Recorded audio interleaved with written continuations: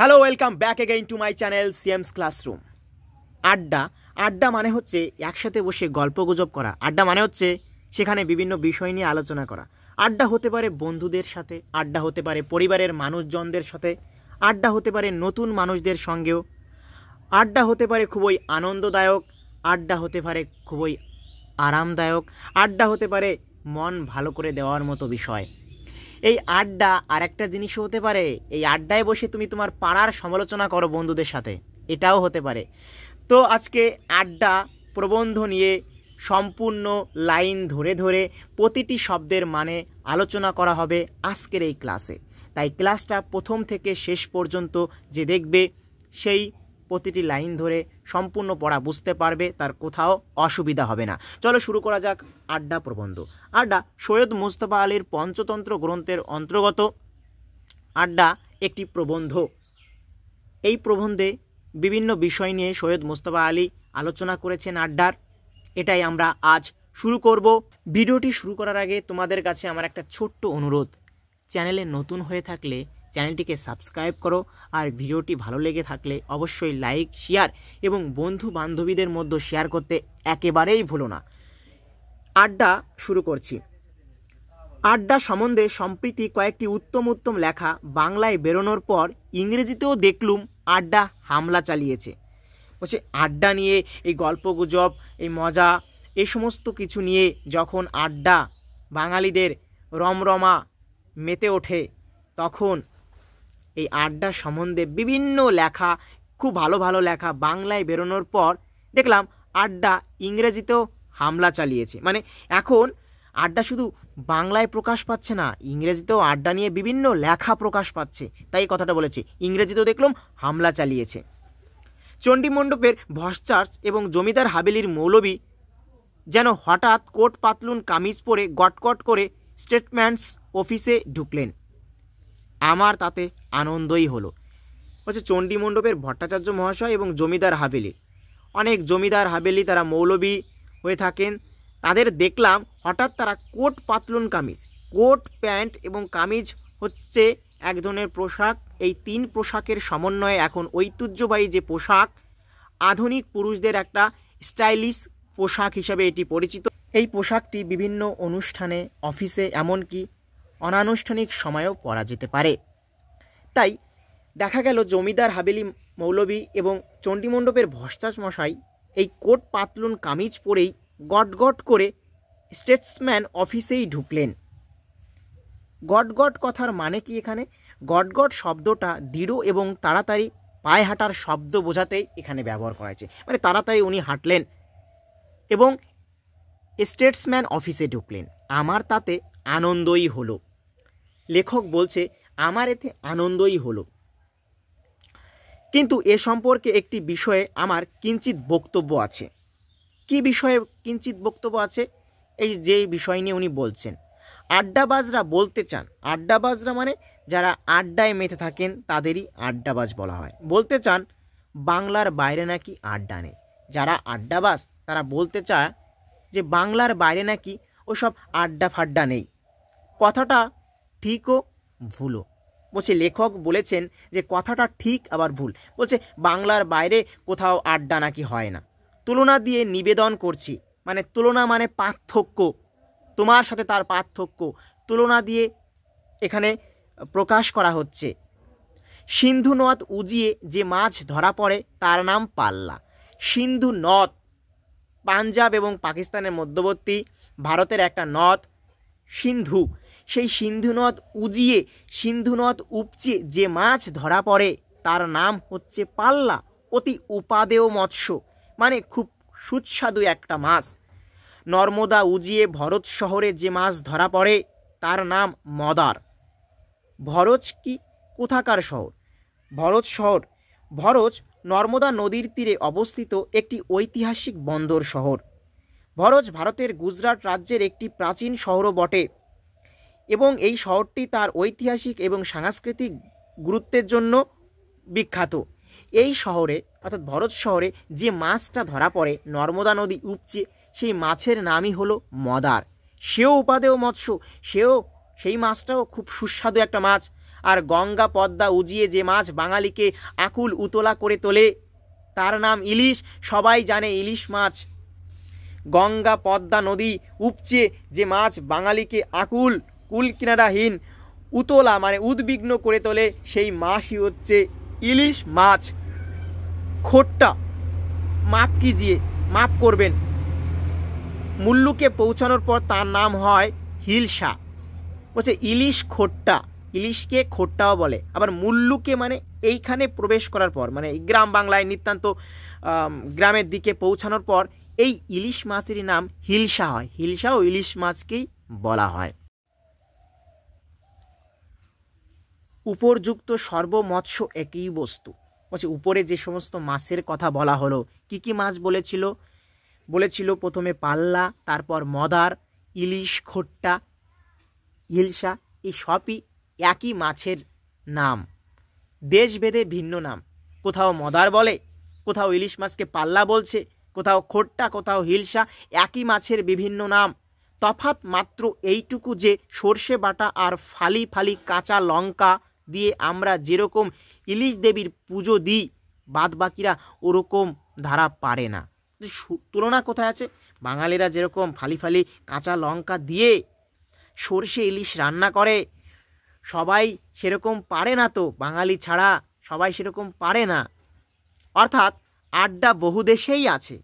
এই উদ্ধৃতি দিয়ে লেখক বোঝাতে চেয়েছে যে সর্ষে ইলিশ দিয়ে যে রান্নাটা বাঙালিরা পারে, অন্যরা যেরকম পারে না, ঠিক সেই রকমভাবে আড্ডা অনেক দেশেই আছে। শুধু আমাদের মতো তরিবত করে রসিয়ে রসিয়ে চাকতে তারা জানে না।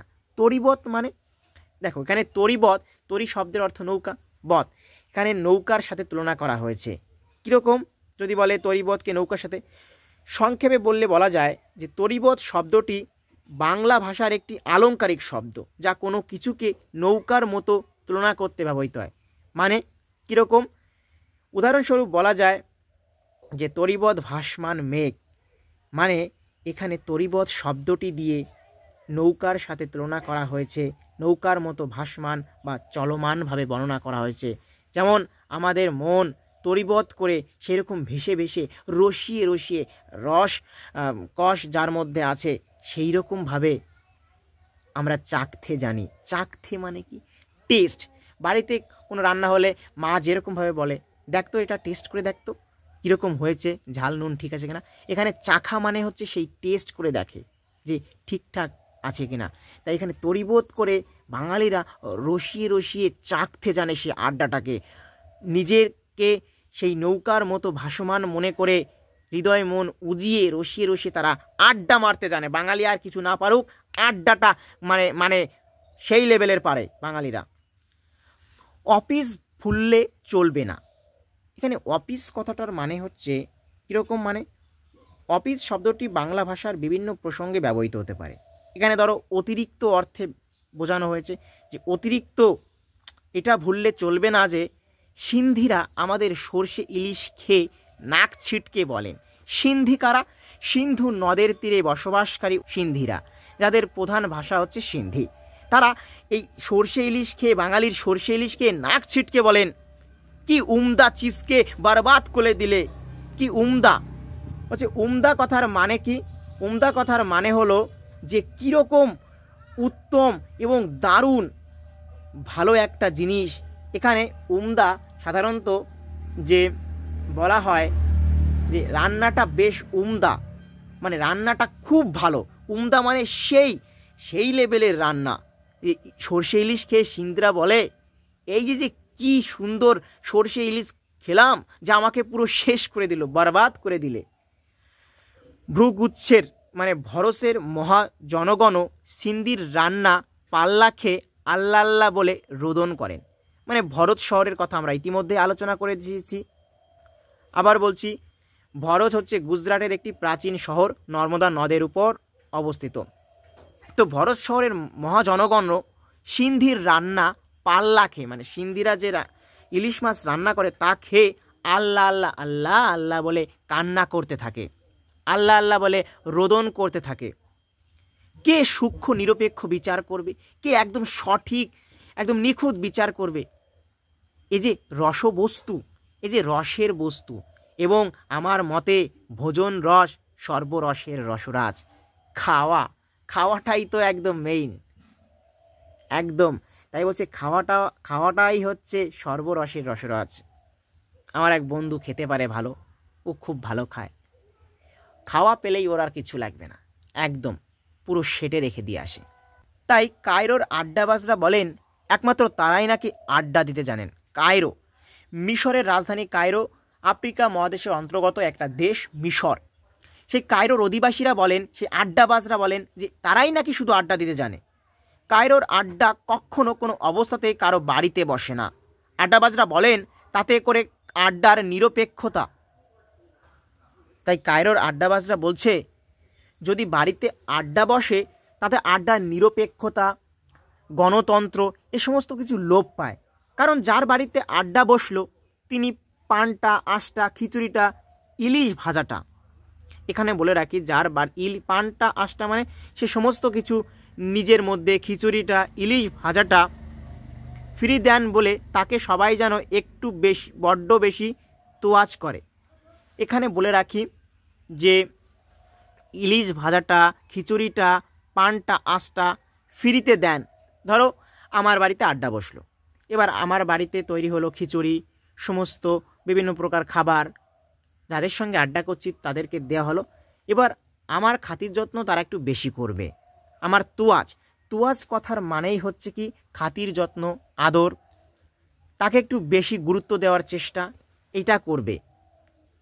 তাই কোনো বাড়িতে আড্ডা বসলে এই গণতন্ত্র তথা নিরপেক্ষতা নষ্ট হয়। আবার ইলিশ, সুশীল পাঠক ক্ষমা করো, বলছে সুশীল পাঠক, সুন্দর সুভদ্র পাঠক আমাকে ক্ষমা করবেন। লেখক বলছেন ওই বস্তুটির প্রতি আমার মারাত্মক দুর্বলতা আছে। ওই বস্তুটি মানে ইলিশ লেখকের খুব ভালো লাগে, তাই বলছে ওই বস্তুটির প্রতি আমার মারাত্মক, খুব খেতে ভালোবাসে। আমি যেরকম বললাম আমার বন্ধু খেতে ভালোবাসে, এই লেখকেরও ওই ইলিশের প্রতি একটা দুর্বলতা আছে। বেহেশতের বর্ণনাতে ইলিশের উল্লেখ নেই বলে 5 ওয়াক্ত নামাজ পড়ে সেথায় যাবার কণামাত্র বাসনা আমার নেই। বেহেশত কথার মানে বুঝি মুসলমান ধর্মে এটা উল্লেখিত আছে। মানে বেহেশত একটা মূলত ফার্সি শব্দ, ইসলামী ধর্মে একে জান্নাতও বলা হয়। ধর্মীয় বিশ্বাস অনুযায়ী এই বেহেশত নাকি নেককার লোকেদের জন্য পরলোকে প্রদত্ত এক চিরন্তন আবাস। মানে যখন কেউ মারা যায় মুসলমান ধর্মে উল্লেখিত আছে সে ওই বেহেশতে যায়। বেহেশত মানে হিন্দুদের মতে স্বর্গ, সে স্বর্গে যায়। বলছে বেহেশতে সেই ইলিশের বর্ণনা নেই বলে ওখানে 5 ওয়াক্ত নামাজ পড়ে আল্লাহর নাম করে লেখক বলছে সেখানে যাবার কোনো আমার ইচ্ছা নেই। যেখানে ইলিশ নেই আমি সেখানে বাবা যাব না, সেখানে যাওয়ার আমার কণা মাত্র বাসনা নেই। আড্ডা গোত্রের মিশরী নিকোশী মহাশয়রা বলেন বাড়ির আড্ডায় মেল মেলে না। যারা মিশরী নিকোশ মহাশয় তারাই বলেন যে বাড়ির আড্ডায় কোনো মেল মেলে না। কীরকম? এখানে নিকোশ শব্দটির অর্থ সম্ভবত কঠিন আর অটল। মিশরী নিকোশী মহাশয়রা যারা অত্যন্ত কঠিন একটু, তারা বলতে চাচ্ছেন যে বাড়ির আড্ডায় সব কিছু মিলেমিশে যায় না, কিছু কিছু বিষয় থাকে যা মিলে যায় না বা একমত হওয়া যায় না, তাই বাড়ির আড্ডায় মেল মেলে না। অফিস, পশ্য, এখানে পশ্য শব্দটি সাধারণত কারোর অবাক করে দেওয়া বা আশ্চর্য হওয়া বা বিস্ময় প্রকাশ করার জন্য ব্যবহৃত হয়। এটি এমন একটি পরিস্থিতিতে ব্যবহৃত হয় যখন কোনো ঘটনা, ব্যক্তি বা বস্তু এতটাই অস্বাভাবিক বা আশ্চর্যজনক হয় যে তা দেখে মনে হয় যেন চোখকে বিশ্বাস করা যায় না। তখন বলে যে অফিস পশ্য, অত্যন্ত অবাক হয়ে গেলে পশ্য কথাটা ইউজ করতে হয়। কোনো কাফেতে যদি আড্ডা বসে, কাফে অর্থাৎ যে জায়গাটিতে আড্ডা দেওয়ার জায়গা হিসেবে বলা হয়, অর্থাৎ আড্ডা দেওয়া, গল্প গুজব করা বোঝানো হচ্ছে। কাফেতে বসে আড্ডা দেওয়া মানে হতে পারে বন্ধুদের সাথে দেখা করা, খাওয়া দাওয়া করা, নানান গল্পে মেতে ওঠা। এই ধরনের আড্ডা সাধারণত খুবই ফর্মাল না হয়ে অনেক বেশি আত্মীয়তাপূর্ণ হয়। মানে কাফেতে কোনো এক রেস্টুরেন্ট হতে পারে, কফি শপ হতে পারে, সেখানে গিয়ে আড্ডা মারা। তবে সেখানে কেউ কাউকে খয়ের খা বানাতে পারে না। খয়ের খা, এখানে দেখো খয়ের খা কথার মানে হচ্ছে এখানে কেউ কাউকে তোষামত করতে পারে না। মানে কি বোঝা গেল না তো? আমি পুরো পরিপূর্ণভাবে বলছি। সেখানে কেউ, অর্থাৎ কোথায়, ওই কাফেতে যাদের সঙ্গে আড্ডা দিচ্ছে, কেউ কাউকে খয়ের খা বানাতে পারে না। খয়ের খা আসলে একটা বাগধারা, যার মানে চাটুকার বা তোষামতকারী। তাই কাফেতে বসে কেউ কাউকে খয়ের খা বানাতে পারে না। যেন পুরীর মন্দির, জাতফাত নেই, সব ভাই সব ব্রাদার। যেন সেখানে পুরীর মন্দির, কোনো জাতফাত নেই, সব ভাই সব ভাই, ব্রাদার মানে সবাই ভাই। এখানে কোনো জাতফাতের কোনো ব্যাপার নেই, সমস্তই সব ভাই সব ব্রাদার। এবং সবচেয়ে বড় কথা, বাড়ির গিন্নি মুখ পোড়া মিনসেরা ওঠে না কেন? কখনো শুনিয়ে, কখনো আভাসে ইঙ্গিতে জানিয়ে অকারণে অকালে আড্ডার গলায় ছুরি চালাতে পারেন না। মানে যদি বাড়িতে আড্ডা বসে কি হয়? যদি বাড়িতে আড্ডা বসে তখন ওই বাড়ির গিন্নি, যদি ওই বাড়ির বউ মনে মনে বলে, মুখ পোড়া মিনসের দল ওঠে না কেন, এরা মুখ পোড়ার দল ওঠে না কেন, এরকম কখনো কখনো শুনিয়ে দেয়। কখনো কখনো ওনাদের ওই মহিলাদের হাবভাব দেখলেই মনে হয় যেন তিনি যেন মন থেকে অখুশি এই আড্ডা হচ্ছে বলে। তাই এই অকারণে আড্ডার গলায় ছুরি চালাতে তিনি পারেন না। তিনি যেন আড্ডার গলায় ছুরি বসায় বাড়িতে যখন আড্ডা বসে। তাই বাড়িতে আড্ডা না দেওয়াই শ্রেয়, পরে আলোচনা হচ্ছে। তার চেয়ে দেখো দেখিনি দিব্যি কাফেতে বসে ঘন্টার পর ঘন্টা কাটিয়ে দিচ্ছ, পছন্দ মাফিক মমলেট কটলেট খাচ্ছ।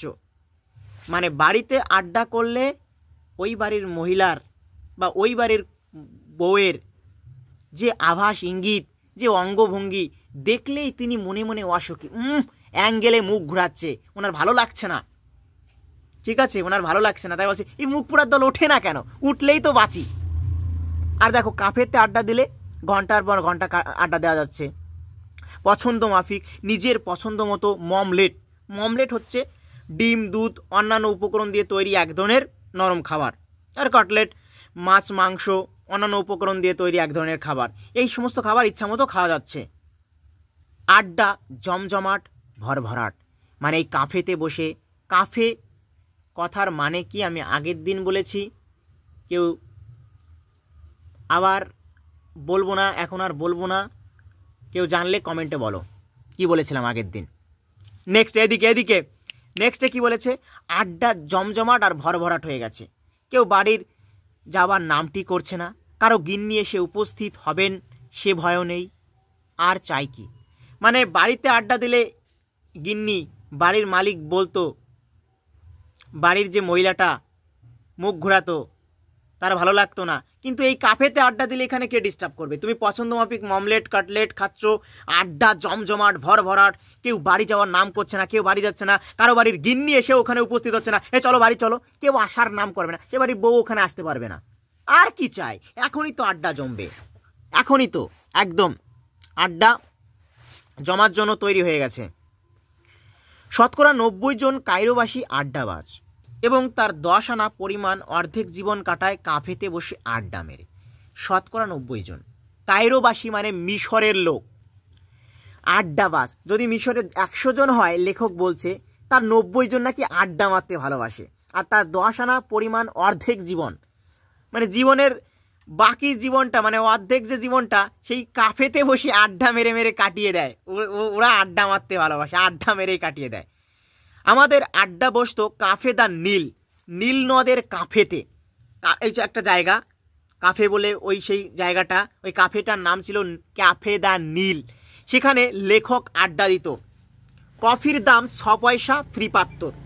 কফি খেতে হলে 6 পয়সা দিতে হতো, আর পাত্তর মানে কফির যে কাপের ভাঁড় সেটা ফ্রিতেই দেবে, কাপটা ফ্রিতেই দেবে, কাপটা সেখানে ফ্রিতে দেবে। আর কফির দাম হচ্ছে 6 পয়সা। এইটা হলেই তারা সেখানে বসে বসে আড্ডা দিতে পারত। রাবড়ির মতো ঘন, কিন্তু দুধ চাইলেই চিত্তির। রাবড়ি এক ধরনের মিষ্টি খাবার, যেটা ঘন দুধ দিয়ে তৈরি হয়, কিন্তু দুধ চাইলেই চিত্তির। এখানে চিত্তির অর্থ বোঝাচ্ছে যে চিত্তির মানে তো মন বা হৃদয়। এটা সাধারণ মানুষের অন্তরের অনুভূতি বা চিন্তা ভাবনাকে বোঝায় চিত্তির। কিন্তু সেই রাবড়ির মতো ঘন, কিন্তু দুধ চাইলেই চিত্তির, মানে সেই অনুভূতি দিয়ে হৃদয় দিয়ে সেই দুধ চাওয়া মতো ব্যাপার নেই। কেন? দেখো, সবাই কালো কফি খায়, তাই দুধের কোনো ব্যবস্থা নেই। এখানে সবাই কালো কফি খেতে হবে, তুমি গেলে তোমাকেও কালো কফি খেতে হবে, দুধের কোনো রকম কোনো ব্যবস্থা নেই। কিচ্ছু ঘাবড়াবেন না, কোনো ঘাবড়াবেন না, কিছু অবাক হবেন না, দুদিনেই অভ্যাস হয়ে যাবে, দুদিনেই তার সঙ্গে মানিয়ে নেওয়া যাবে। বলছে লেখক, বলছে কালো কফি খেলে রং ভি ফর্সা হয়। লেখক বলছে যে কালো কফি খেলে রংটা, গায়ের রংটা সাদা হয়, তাই বলছে কালো কফি খেলে রংটা ফর্সা হয়, রংটাও সাদা হয়। এই কারণেই লেখক বলছে। আমাদের আড্ডাটা বসতো কাফের উত্তর পূর্ব কোণে, কাউন্টারের গা ঘেঁষে। আমাদের আড্ডাটা, এখানে লেখক বারবার বলছি, লেখক সৈয়দ মুস্তফা আলী প্রবন্ধে বলছে যে আমাদের আড্ডা, তারা কোথায় বসে আড্ডা মারত, কোথায় বসে? তারা কাফের উত্তর পূর্ব কোণ, উত্তর পূর্ব কোণ মানে ঈশান কোণ, ওই কোণের দিকে তারা আড্ডা মারত, কাউন্টারের গা ঘেঁষে। যে কাউন্টারে তারা ছিল, কাউন্টার তার গা ঘেঁষে, তার দেওয়াল চেটে তারা আড্ডা মারত। হরেক জাতের চিড়িয়া সে আড্ডায় হর বক্ত মৌজুদ থাকতো। হরেক জাতের চিড়িয়া, চিড়িয়া তো হিন্দিতে পাখি বলে, এখানে চিড়িয়াকে বাংলায় পাখি বলে, হিন্দিতে চিড়িয়া। তো নানা রকমের পাখি সে আড্ডায় হর বক্ত, হিন্দি ভাষা হর বক্ত মানে সব সময়, মৌজুদ থাকতো, সেখানে উপস্থিত থাকতো। রমজান বে আর সাজ্জাদ এফেন্দি খাঁটি মিশরি মুসলমান। কে কে? এখানে রমজান বে আর সাজ্জাদ এফেন্দি হচ্ছে খাঁটি মিশরি, মিশরের একজন মুসলমান ধর্মের লোক ছিলেন। ওয়াহাব আতিয়া কাপ্ট, ইনি খ্রিস্টান, অর্থাৎ ইনি ততোধিক খাঁটি মিশরি। এখানে যে আতিয়া কাপ্ট তার কথা বলা হচ্ছে, তিনি ততোধিক, তার থেকে, ওদের থেকেও বেশি খাঁটি একজন মিশরি লোক ছিলেন। কারণ তার শরীরে রয়েছে ফারাওদের রক্ত, তার দেহে ফারাওদের রক্ত আছে। আরে ফারাওরা কারা ছিল? ফারাওরা প্রাচীন মিশরের রাজারা ছিল, তারা ধর্মীয় এবং রাজনৈতিক নেতাও ছিল। ফারাওদের সময় মিশর খুবই শক্তিশালী ছিল। সেই ফারাও জাত ছিল হচ্ছে ওয়াহাব আতিয়া কাপ্ট। জুন্ন ফরাসি, কিন্তু ক পুরুষ ধরে কায়রোর হাওয়া বিষাক্ত করছে কেউ জানে না। অতি উত্তম আরবি কবিতা লেখে, আর সে কবিতার আসল বক্তব্য হচ্ছে, বলছে জুন্ন ফরাসি, কিন্তু অনেক বছর ধরে, কয়েক পুরুষ ধরে তারা কিন্তু কায়রোর, মিশরের হাওয়াকে বিষাক্ত করছে, এটা কেউ জানে না। অতি উত্তম আরবি কবিতা লেখে এরা, এই জুন্ন ফরাসি অতি উত্তম, অত্যন্ত সুন্দর আরবি ভাষায় কবিতা লেখে, আর সে কবিতার আসল বক্তব্য হচ্ছে, মূল বিষয় হচ্ছে, সে তলোয়ার চালিয়ে 2.5 ডজন বেদুইনকে ঘায়েল করে প্রিয়াকে উটের উপর তুলে মরুভূমির দিক দিগন্তে বিলীন হয়ে যাচ্ছে। যদিও আমরা সবাই জানতুম, জুন্নে যেটুকু মরুভূমি দেখেছে সে পিরামিডে বেড়াতে গিয়ে দেখেছে। দেখো, এখানে একটা লাইন বলে রাখি, বিদ্রোহী কবি কাজী নজরুল ইসলামের একটা কবিতার থেকে এটা নেওয়া। কি কবিতা? এটি মূলত কাজী নজরুল ইসলামের বন্দি ও বেদুইন কবিতা থেকে গৃহীত হয়েছে। এই কবিতায় বর্ণিত, এখানে প্রিয়া হচ্ছে কবির প্রেমিকা, কবির প্রেমিকা বন্দি অবস্থায় আছেন, আর কবিতাকে উদ্ধার করতে নিয়ে যাওয়ার চেষ্টা করছিলেন। অর্থাৎ এই কবিতায় আরও কিছু বর্ণিত আছে, যে কবিতার আসল অর্থই এইখানে বলা হচ্ছে, যে এখানে একটা লাইন আছে, যেটুকু মরুভূমি দেখেছে সে পিরামিডে বেড়াতে গিয়ে, এই অংশটিতে কি প্রকাশ পেয়েছে, মানে কবি তার প্রেমিকার প্রতি অত্যন্ত আবেগপূর্ণ ভাষায় বলছেন যে তিনি মরুভূমির বিস্তীর্ণতা দেখেছেন, তিনি মরুভূমি যে কত বিশালভাবে বিস্তৃত তা দেখেছেন, কিন্তু পিরামিডের কাছে এসে তার প্রেমিকার সৌন্দর্যের কাছে মরুভূমির সব কিছুই ছোট লাগছে। মানে তার প্রেমিকাকে তিনি একদম দেবীর জায়গায় বসিয়েছে। আহারে, তার প্রেমিকাকে দেখে ওই মরুভূমি, ওই পিরামিড তো তুচ্ছ, তার প্রেমিকার রূপ এতটা সৌন্দর্য তার কাছে মনে হয়েছে। অর্থাৎ কবি তার প্রেমিকার সৌন্দর্যকে মরুভূমির বিস্তীর্ণতার চেয়েও বড় মনে করেন। এখানে বেদুইন কারা আমরা একটা বলে নিই। বেদুইন জাতি, বেদুইন হচ্ছে মূলত আরবের যাযাবর জাতি। এরা তাঁবুতে থাকে, এরা উট পালন করে, ওরা উটের দুধ দুয়ে বিভিন্নভাবে উটের জীবন অতিবাহিত করেন। এরা মরুভূমির কঠিন পরিবেশেও খুব ভালোভাবে মানিয়ে নিতে পারে। এরা বেদুইন ছিল। তো বলছে অনেকগুলো বেদুইনকে তলোয়ার দিয়ে ঘায়েল করে প্রিয়াকে উটের পিঠে তুলে মরুভূমির দিক দিগন্তে বিলীন হয়ে যাচ্ছে, হারিয়ে যাচ্ছে। যদিও আমরা সবাই জানতাম, আমি আলোচনা করে দিয়েছি বিদ্রোহী কবি কাজী নজরুল ইসলামের যে কবিতা থেকে এই লাইনগুলি নেওয়া হয়েছে, আলোচনা করে দিয়েছি। তারপরে এইদিকে দেখো, এইদিকে তাও জীবনে একবার মাত্র, যদিও পিরামিড কায়রো থেকে মাত্র 5 মাইল দূরে। কবি বলছে জুর্নে যেটুকু মরুভূমি দেখেছে সে পিরামিডে গিয়ে দেখেছিল, তাও জীবনে একবার দেখেছে সে। যদিও সেই পিরামিড কায়রো ইজিপ্ট, কায়রো থেকে কত দূরে? কায়রো একটা শহর মিশরের, সেই কায়রো থেকে 5 মাইল দূরে রয়েছে। উট কখনো চড়েনি, ট্রামের ঝাঁকুনিতেই বমি করে ফেলে। সে উট কখনো চড়েনি, ট্রামের যে ঝাঁকুনি তাতেই বমি করে ফেলে। আর তলোয়ার, তবা তবা, এটা মুসলমানদের একটা ভাষা। তবা তবা তবা, এই তবা তবা। মার্কোস জাতে গ্রিক। মার্কোস কে ছিল? জাতে গ্রিক ছিল। বেশি নয়, কুল্লে 2500 বছর ধরে তারা মিশরে আছে। মার্কোস জাতে গ্রিক, কুল্লে মানে মোটে। কীরকম? আমরা অনেকেই বলে থাকি যে তোর কাছে কয় টাকা আছে? ও বলল আমার কাছে 5 টাকা আছে। মোটে 5 টাকা আছে, মোটে। এই মোটে মানে হচ্ছে কুল্লে। তাই এই মার্কোস জাত মাত্র মানে মোটে 2500 বছর ধরে মিশরে থাকছে। মাত্র 2500, মাত্র মানে মোটে 2500 বছর ধরে এই মার্কোস যিনি জাতে গ্রিক ছিলেন, তার যে বংশধর তারা মিশরে রয়েছে। কত? 2500 বছর ধরে তারা মিশরে রয়েছে। এটা প্রশ্ন আসতেই পারে, 2500 বছর ধরে মিশরে রয়েছেন। এবার তারপরে এদিকে তারপরে বলছে মিশর রানী গ্রিক রমণী ক্লিওপাত্রার সঙ্গে তার নাকি খোশ কুটুম্বতা আছে। মিশরের রানী গ্রিক রমণী ক্লিওপাত্রা বলেছে। অ্যাকচুয়ালি এটা গ্রিক রমণী ক্লিওপেট্রা হবে। ক্লিওপেট্রা কে ছিল? একজন গ্রিক রমণী, এখানেই বলে দিচ্ছে।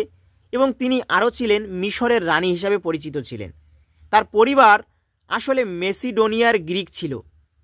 তারা মিশরে বসতি স্থাপন করেছিলেন এবং টলেমির রাজবংশ প্রতিষ্ঠা করেছিলেন। এই ক্লিওপেট্রা নিজেও গ্রিক ভাষায় কথা বলতে পারতেন। এই ক্লিওপাত্রার সঙ্গে মার্কোসের নাকি খোশ কুটুম্বতা, একদম গভীর আত্মীয়তার সম্পর্ক রয়েছে। হবেও বা হতে পারে, লেখক বলছে, কারণ প্রায় ব্যবসাতে দাও মেরেছে বলে, প্রায় ব্যবসাতে বলছে আত্মীয়তা রয়েছে, হবেও বা আত্মীয়তা সত্যিই থাকতে পারে। কারণ কেন? কারণ ব্যবসাতে দাও মেরেছে, মানে ব্যবসাতে বড় কিছু তুলে নিয়েছে। ফালতু এবং ফ্রি একরোত কফি খাইয়ে দিত। ফালতু মানে যেটা কোনো কাজে আসে না, যেটা লাগে না, এবং ফ্রি একদম সম্পূর্ণ বিনামূল্যে একরোত কফি। এখানে রোদ কফি মানে গরম কফির কথা বলা হচ্ছে। রোদ সাধারণত গরম ভাবটাকেই বোঝাচ্ছে কফির। যে ক্লিওপাত্রার আত্মীয় হতেই পারে মার্কোস, কেন হবে না? কারণ ব্যবসায় এত মারা মেরেছে, ওই তার মতো করে মেরেছে, মানে সব একদম লুটে নিয়ে গেছে। তাই ওকে ফালতু এবং ফ্রি একরোত কফি খাইয়ে দিত। তাতে করে কাফের গণতন্ত্র ক্ষুণ্ণ হতো না, তাতে করে কাফের যে জনগণের নিয়ম সেটা কখনোই বিনষ্ট হতো না। কারণ মার্কোসকে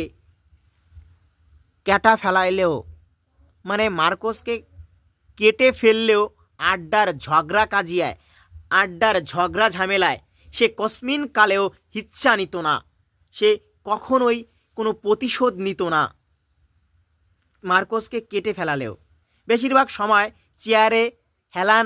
চেয়ারের হেলানে মাথা রেখে আকাশের দিকে হাঁ করে ঘুমোতো। কারণ মার্কোস দেখছে বেশিরভাগ সময় উনি ওই চেয়ারে মাথা রেখে হাঁ করে শুধু ঘুমাতো, আর খবরের কাগজের থেকে তুলোর ফটকা বাজারের তেজি মন্দির, মানে এটাই উনি দেখতো, আর কিছু দেখতো না।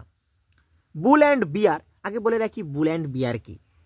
বুল মার্কেট মানে শেয়ার বাজারের ঊর্ধ্বমুখী অবস্থা। শেয়ার বাজার আছে যেখানে সবাই টাকা লাগায়, তার ঊর্ধ্বমুখী অবস্থা হচ্ছে বুল মার্কেট।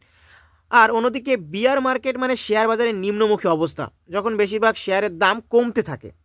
তা উনি ওই হেলানে মাথা রেখে আকাশের দিকে করে ঘুমোতো, আর ওই খবরের কাগজের ওই সমস্ত কাগজের হাল হকিকত মানে যা কিছু আছে ওই বুল অ্যান্ড বিয়ার শেয়ার বাজার সম্পর্কিত সব মুখস্থ করতে বসে।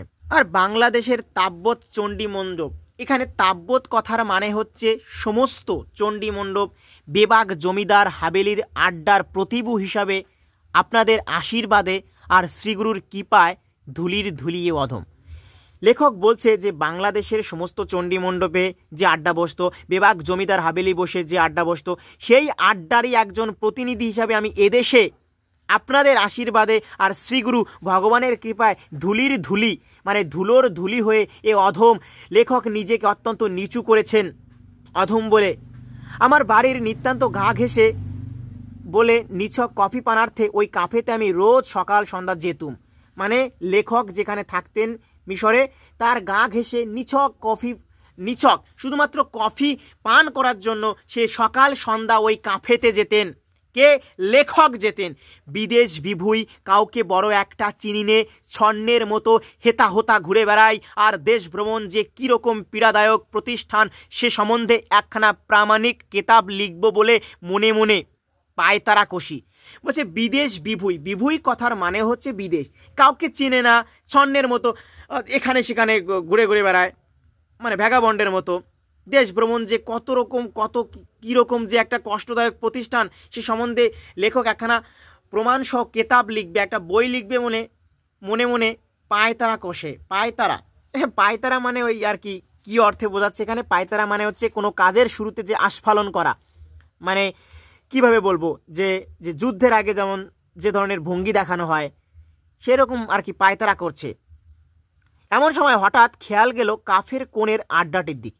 এমন সময় যে কাফেতে লেখক সকাল সন্ধ্যায় যেতেন তার কোণের দিকে উনি লক্ষ্য করলেন। লক্ষ্য করিনি যে কফি পানটা ওদের নিতান্ত গৌণ কর্ম, ওরা আসলে আড্ডাবাজ। লক্ষ্য করিনি মানে লেখক বলছে আমি আগে দেখিনি যে এরা কফি পান তো এদের গৌণ কর্ম, কফি পান তো এদের পরের কথা। এদের মূল উদ্দেশ্যই তো ওই আড্ডা মারতে আসে। একাই কাফেতে এসছে আড্ডা মারতে, কফি তো শুধুমাত্র শো দেখানো আর কি, কফি তো ওদের মাত্র শুধু দেখানো, এরা তো আড্ডা মারতে আসে। আম্মু যে আড্ডাবাজ সে ততটা ওদের মনে ঝিলিক দিয়ে গেল একই ব্রাহ্ম মুহূর্তে।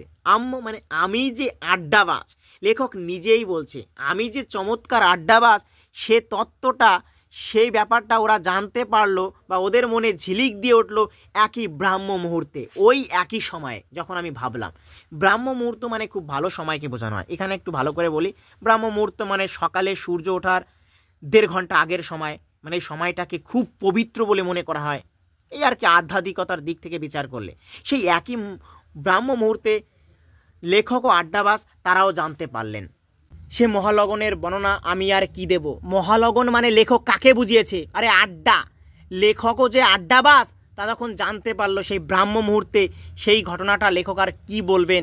সুরসিক পাঠক, অর্থাৎ পাঠক মানে যে পড়ে, এখানে প্রবন্ধ যে পড়বে তার উদ্দেশ্যে কথাটা বলেছে। সুরসিক যে রসকস নিয়ে অত্যন্ত ব্যাকুলতা নিয়ে পড়বে, সেই সুরসিক পাঠক। তুমি নিশ্চয়ই জানো যে শ্রীহরি শ্রীরাধাতে, ইউসুফ জোলেখাতে, লাইলি মজনুতে, ত্রিস্তান ইজলদেতে কি করে প্রথম চারিচক্ষু বিনিময় করে হয়েছিল। মানে যখন রাধা কৃষ্ণের মধ্যে শুভদৃষ্টির পর্ব চলছিল, কৃষ্ণ রাধার দিকে তাকিয়ে দু চোখ দিয়ে, রাধা শ্রীকৃষ্ণের দিকে তাকিয়ে। ইউসুফ জোলেখা এরা কার আগে বলেনি। ইউসুফ হচ্ছেন হজরত ইব্রাহিমের নাতি ছিলেন, তিনি একজন নবী ছিলেন। আর জোলেখা হচ্ছে মিশরের একজন রাজকন্যা। এই জোলেখার ইউসুফকে দেখে ভালো লেগে যায়, জোলেখা ইউসুফের প্রেমে পড়ে যায়, কিন্তু ইউসুফ জোলেখাকে তার প্রেম প্রত্যাখ্যান করেন। ইউসুফ বলেন আমি আল্লাহর বান্দা, আল্লাহর অনুগত, আমি প্রেম করব না, তুমি যাও। প্রেম প্রত্যাখ্যান করে। তবুও তাদের মধ্যে মানে একজনের তো ওয়ান সাইড লাভ যাকে বলা হয়, আজকের দিনে তোমরা বলে থাকো, ওয়ান সাইড লাভ হয়েছিল। তাও যে চোখের বিনিময় হয়েছিল। লাইলি মজনু এনাদের কথা তো কি বলবো, সমস্ত জায়গায় বর্ণিত এনাদের কথা। লাইলি মজনুর প্রেমের কাহিনী। লাইলি মজনু, মজনু নামে এক ছেলে লাইলি নামের কোনো এক মেয়েকে তার প্রথম দেখাতেই খুব ভালো লাগে, তিনি পছন্দ করেন, তার ভালো লাগে, প্রথম দেখাতেই তিনি তার ভালো লেগে যায়। কিন্তু কাহিনীটা এই লাইলিকে অন্য জায়গায় বিয়ে দেওয়া হয়। তখন মজনু পাগলের মতো আচরণ করেন এবং বনে গিয়ে কবিতা লিখতে শুরু করেন। লাইলিও মজনুকে খুব ভালোবাসতেন, কিন্তু পরিবারের চাপে তাকে অন্য জায়গায় বিয়ে করতে হয়েছে।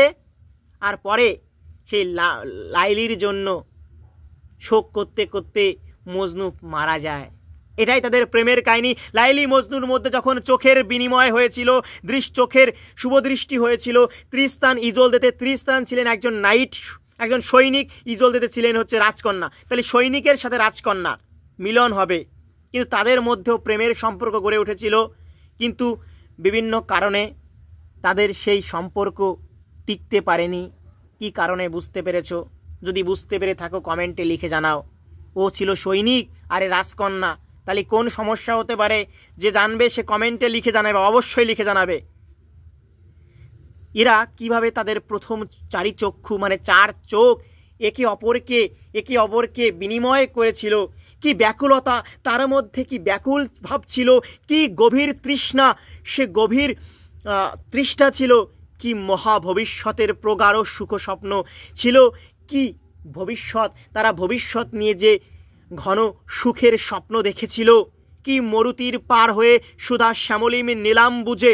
এখানে বলে রাখি, মরুতির পার হয়ে সুধা মানে হচ্ছে অমৃত বা কোনো এক মিষ্টি পানীয়, শ্যামলিম মানে হচ্ছে কালো রঙের কোনো মেঘের মতো, মানে শ্যামা বা কালো রঙের, বলে না শ্যামা মাঝে আমার কালো, শ্যামা মানে কালো বর্ণের বোঝাচ্ছে। তাই সুধা শ্যামলিম মিষ্টি পানীয়র মতো যে কালো রঙের সাথে তুলনা করেছে নীলাম্বুজে, নীল রঙের অম্বুজে মানে কমল ফুল। গাহনানন্দ মানে আবগাহ কথার মানে হচ্ছে নিমজ্জিত হওয়া, আনন্দ মানে আনন্দের সাথে কোনো কিছুতে নিমজ্জিত হওয়া, আনন্দের সাথে। তাই বলছে সেই সুধা শ্যামলিম নীলাম্বুজের মতো সে দৃষ্টি তারা বিনিময় করেছিল, সে দৃষ্টি তারা একে অপরকে দিচ্ছিল। এক ফরাসি কবি বলেছেন, প্রেমের সবচেয়ে সুন্দর দিবস ছিল সেদিন যেদিন প্রথম বলেছিলুম আমি তোমাকে ভালোবাসি। যেদিন তুমি তাকে বলছো আমি তোমাকে ভালোবাসি, সেদিন তোমার সুখের দিন, সেদিন তোমার মহান দিবস। যদি তুমি কাউকে বলে থাকো, তোমার সেই স্টোরি এখানে শেয়ার করতে পারো, কারণ কমেন্টে কেউ তোমাকে চিনবে না কে তুমি। অবশ্যই শেয়ার করো যদি পারো। ততটা সেই মুহূর্তে হৃদয়ঙ্গম হলো সেই ব্রাহ্ম মুহূর্তে। মানে এটা আমি জানতে পারলাম, বলছে লেখক, সেই মহা সময়ে, সেই সুন্দর সময়ে আমি তত্ত্বটা মনের মধ্যে নিতে পারলাম। তাবা তুলসী গঙ্গা জল নিয়ে আসুন, স্পর্শ করে বলবো 3 লহমাও লাগেনি। এই ব্রাত্যের উপনয়ন হয়ে গেল, বেদ শাখা ঋষি স্থির হয়ে গেলেন। এর কথার মানে তুলসী পাতা, গঙ্গা জল নিয়ে আসুন। লেখক বলছে আমি স্পর্শ করে বলবো, মানে তিনি 3 লহমাও লাগেনি, তিনি সমস্ত কিছুকে সহজভাবে নেন, মানে সমস্ত কিছু তার কাছে স্বাভাবিক। এই ব্রাত্যের উপনয়ন, তিনি নিজেকে খুব জ্ঞানী মনে করেন যে আমি সমস্ত কিছু টাচ করে বলবো এগুলি আসল কি নকল। বেদ শাখা ঋষি সমস্ত কিছু স্থির হয়ে গেল, থেমে গেল। সোজা বাংলায় বলে আমি জাতে উঠে গেলাম, সোজা বাংলায় বলে আমি যেন নিচু যাচ্ছিলাম, একদম জাতে উঠে গেলাম। অর্থাৎ বেদ, হিন্দুদের প্রধান ধর্মগ্রন্থ বেদ, সেই বেদের কথা বলছে, বেদের বিভিন্ন শাখার কথা বলছে, সমস্ত কিছু থেমে গেল। সোজা বাংলায় আমি জাতে উঠে গেল। অমিয়া ছানিয়া নয়ন হানিয়া বললুম 1 রোদ কফি। 1 রোদ কফি, রোদ কথার মানে আলোচনা করে দিয়েছি আগের দিন, কি বলেছি কমেন্টে লিখে জানাও। সেই রোদ, সেই গরম কফি বলেই দিলাম, সেই রোদ কফি। নয়ন হানিয়া বললুম, নয়ন যেন বুঝে, চোখ দুটি যেন বুঝে বলল 1 রোদ কফি। আড্ডার মেম্বাররা একে অন্যের দিকে তাকিয়ে পরিতোষের স্মিত হাস্য বিকশিত করলেন। আড্ডার মেম্বাররা এবার একজন আরেকজনের দিকে তাকিয়ে অত্যন্ত খুশি মনে, পরিতোষ মানে খুশি মনে হাসলেন। ভাবখানা ভুল লোককে বাছা হয়নি। ওরা ভাবলো এবার ওই যে টেবিলে প্রতিদিন লেখক যেখানে আড্ডা দিতে যান, যে কাফেতে, সেখানে কিছু লোকের সঙ্গে তার পরিচয় হলো। তারা লেখককে আড্ডার মেম্বার করে নিয়েছে। এবার তারা একে অপরের দিকে তাকিয়ে পরিতোষের মানে একদম খুশি হয়ে হাসছে। তারা বলছে এবার ভাবখানা এমন দেখাচ্ছে যে ভুল লোককে আমরা বাছিনি। এই যে নতুন লেখককে যে তাদের আড্ডার সদস্য করলো, তারা ভুল লোককে যেন চুজ করে নেয়নি, ভুল লোককে যেন বেছে নেয়নি। এবার লেখকও তাদের আড্ডার একজন সদস্য হলো, একজন মেম্বার হলো। নেক্সট টপিকে আসি। কাফের ছোকরাটা পর্যন্ত ব্যাপারটা বুঝে গিয়েছে। আমার ছন্ন ছাড়া ভাবটা তার চোখে বহু পূর্বেই ধরা পড়েছিল। কাফের যেখানে আড্ডা দিতে গেছেন সেখানে একটা ছেলে ছিল কাফের, সেই ছেলেটা পর্যন্ত বুঝে গিয়েছে যে আমার ছন্ন ছাড়া, লেখক বলছে আমার যে ভবঘুরে ভাবটা তার চোখে আগে থেকেই ধরা পড়েছে। রোদ পরিবেশন করার সময় নীলনদ ডেল্টার মতো মুখ হা করে হেসে আমি যে অতিশয় মানে নিতান্ত ভদ্রলোক অর্থাৎ জোর টিপস দিই। এর মানে কি, যখন সে কফি পরিবেশন করছিল মানে খাওয়ার জন্য, তখন নীলনদ কীরকম হয়? নীলনদ অনেকটা ডেল্টার মতো দেখতে হয়, বাংলা মাত্রাহীন বর মতো দেখতে হয়। ভূগোলে পড়ে থাকবে, যদি পড়ে থাকো কমেন্টে লিখে জানাও কি পড়েছিলে। ওরকম হা করে হেসে আছি আমি, আর অতিশয় মানে নিতান্ত ভদ্রলোক যে আমি যে ভদ্রলোক, আমি যে ভালো মানুষ, অর্থাৎ আমি যে জোর টিপস দিই, আমি যে সেই জোর মানে খুব ভালো ধরনের যে টিপস দিই, ভালো ধরনের যে উপদেশ দিই, সে কথাটা বলে আড্ডার সামনে আমার কেস রেকমেন্ড করলো। এখানে কেস রেকমেন্ড করলো কথার মানে দেখো, কেস রেকমেন্ড কথার মানেই হলো কোনো বিষয় বা সমস্যা নিয়ে আলোচনা করা। এখানে কি বলছে?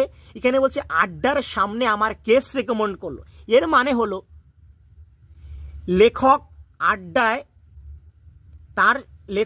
আড্ডায় যে উপস্থিত আছেন এবং লেখকের সম্পর্কে কিছু আলোচনা করছেন, যে লেখকের যে জোর টিপস দিতে পারেন, ভালো উপদেশ তিনি দিতে পারেন, তাকে নিয়েই এখানে আলোচনাটা হচ্ছে, এটাই বোঝাচ্ছে এখানে। নেক্সট এইদিকে জূর্ণ তারা লাগিয়ে বলেন, যা যা ছোড়া মেলা জ্যাঠামো করিস নে। আমার দিকে তাকিয়ে বললেন, জূর্ণ এবার ধাওয়া দিলেন ছেলেটাকে, যা যা ছেলেটা, ছোকরাটা, ছোড়া মানে ছেলেটা, মেলা জ্যাঠামো, তুই অত জ্যাঠামো করিস না তো, ন্যাকামো করিস না তো এখানে। আমার দিকে তাকিয়ে বললেন, তখন আমার দিকে সে তাকিয়ে বললেন, খাস আরবি বলেন আপনি? জূর্ণ সেই ফরাসি যার সঙ্গে এবার আড্ডার সদস্য হলেন লেখক, সে এবার ওই কাফের ছেলেটাকে তাড়িয়ে দিলেন। এবার জূর্ণ লেখকের দিকে তাকিয়ে বলেন, খাস আরবি বলেন তো আপনি? আপনি তো খাস মানে ভালো, খুব ভালো আরবি বলতে পারেন তো আপনি, বাহ খুব ভালো আরবি বলেন তো আপনি। এবার আরও বলছেন যে আপনার আরবি বলাটা খুব সুন্দর, এত সুন্দর যে কি বলবো। রবি ঠাকুর বলেছেন, এবার রবীন্দ্রনাথের একটা উদ্ধৃতি দিয়েছেন লেখক। কার উদ্ধৃতি দিয়েছেন? রবীন্দ্রনাথ ঠাকুরের একটা উদ্ধৃতি দিয়েছেন। বলছেন, এত বলি সিক্ত পক্ষ দুটি চক্ষু দিয়া। রবীন্দ্রনাথ ঠাকুরের এই উদ্ধৃতি দিয়ে বলছেন, সমস্ত লাঞ্ছনা যেন লইল মুছিয়া।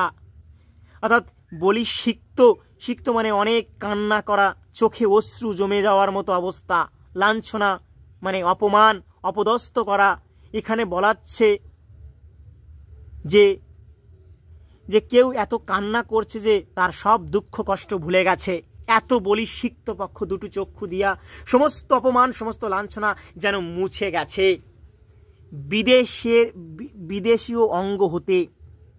সমস্ত লাঞ্ছনা বিদেশির অঙ্গ হতে মানে এখানে বলা হচ্ছে যে কেউ একজন খুব কান্নাকাটি করছিল, এত কান্নাকাটি করছে, এত দুঃখ কষ্ট কান্নাকাটির মধ্য দিয়ে তার সমস্ত অপমান যেন মুছে গেছে বিদেশির অঙ্গ থেকে, সেই ফরেনিয়ার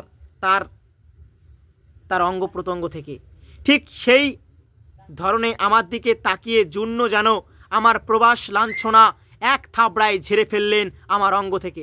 মানে ঠিক সেই ধরনে আমার দিকে তাকিয়ে জূর্ণ, এই দেখো আমার প্রবাস লাঞ্ছনা মানে কি, লেখক বিদেশে রয়েছেন, যে বিদেশে থাকার যে অপমান এক থাবায় এক চড়ে যেন মানে এক থাবড়ায় যেন ঝেড়ে ফেললেন। না, বিদেশে রয়েছে তা কী হয়েছে, কোনো অপমান নেই তো আমার অঙ্গ থেকে। আমি কিন্তু মনে মনে বললুম, ইয়ে আল্লাহ, মুসলমান তো, লেখক একজন মুসলমান, সৈয়দ মুস্তফা আলী। এ আল্লাহ, 13 দিনের আরবিকে যদি এরা বলে খাসা, তবে এরা নিশ্চয়ই খানদানি মনীষী। 13 দিন, মাত্র আমি 13 দিন হলো আরবি ভাষা শিখেছি, তাকেও যদি এরা খুব ভালো বলে তাহলে এরা প্রকৃত অর্থে খানদানি, একদম খুব বড় বংশধারী মনীষী হবে। করজোড়ে বললাম, হাত জোর করে বললুম, ভারতবর্ষের নীতি সত্য বলবে, ভারতবর্ষের যে ন্যায় নীতি সেটা সর্বদাই সত্য কথা বলবে, প্রিয় বলবে, অপ্রিয় সত্য বলবে না। ভারতবর্ষের নীতি কখনো কি অপ্রিয় সত্য বলে না, মিথ্যা। আপনার নীতি দেখেছি আরও এক কদম এগিয়ে গিয়েছে, প্রিয় সত্য বলবে। মানে ওরা হাত জোর করে বলছেন যে ভারতবর্ষের নীতি তো সত্যি কথা বলে, প্রিয় বলবে, অপ্রিয় সত্য বলবে না, কিন্তু আপনার যে নীতি ন্যায় নীতি তা দেখছি এক কদম এগিয়ে, আরও এক পা যেন এগিয়ে রয়েছে। প্রিয় অসত্যও বলবে, আপনি অসত্যও বলবেন। আপনার ন্যায় নীতি তো এক পা এগিয়ে আছে, কদম মানে এগিয়ে থাকা, এক পা যেন এগিয়ে রয়েছে আপনার সেই ন্যায় নীতি। এবার বলছে, দেখো এদিকে, আড্ডা তো পার্লিমেন্ট নয়।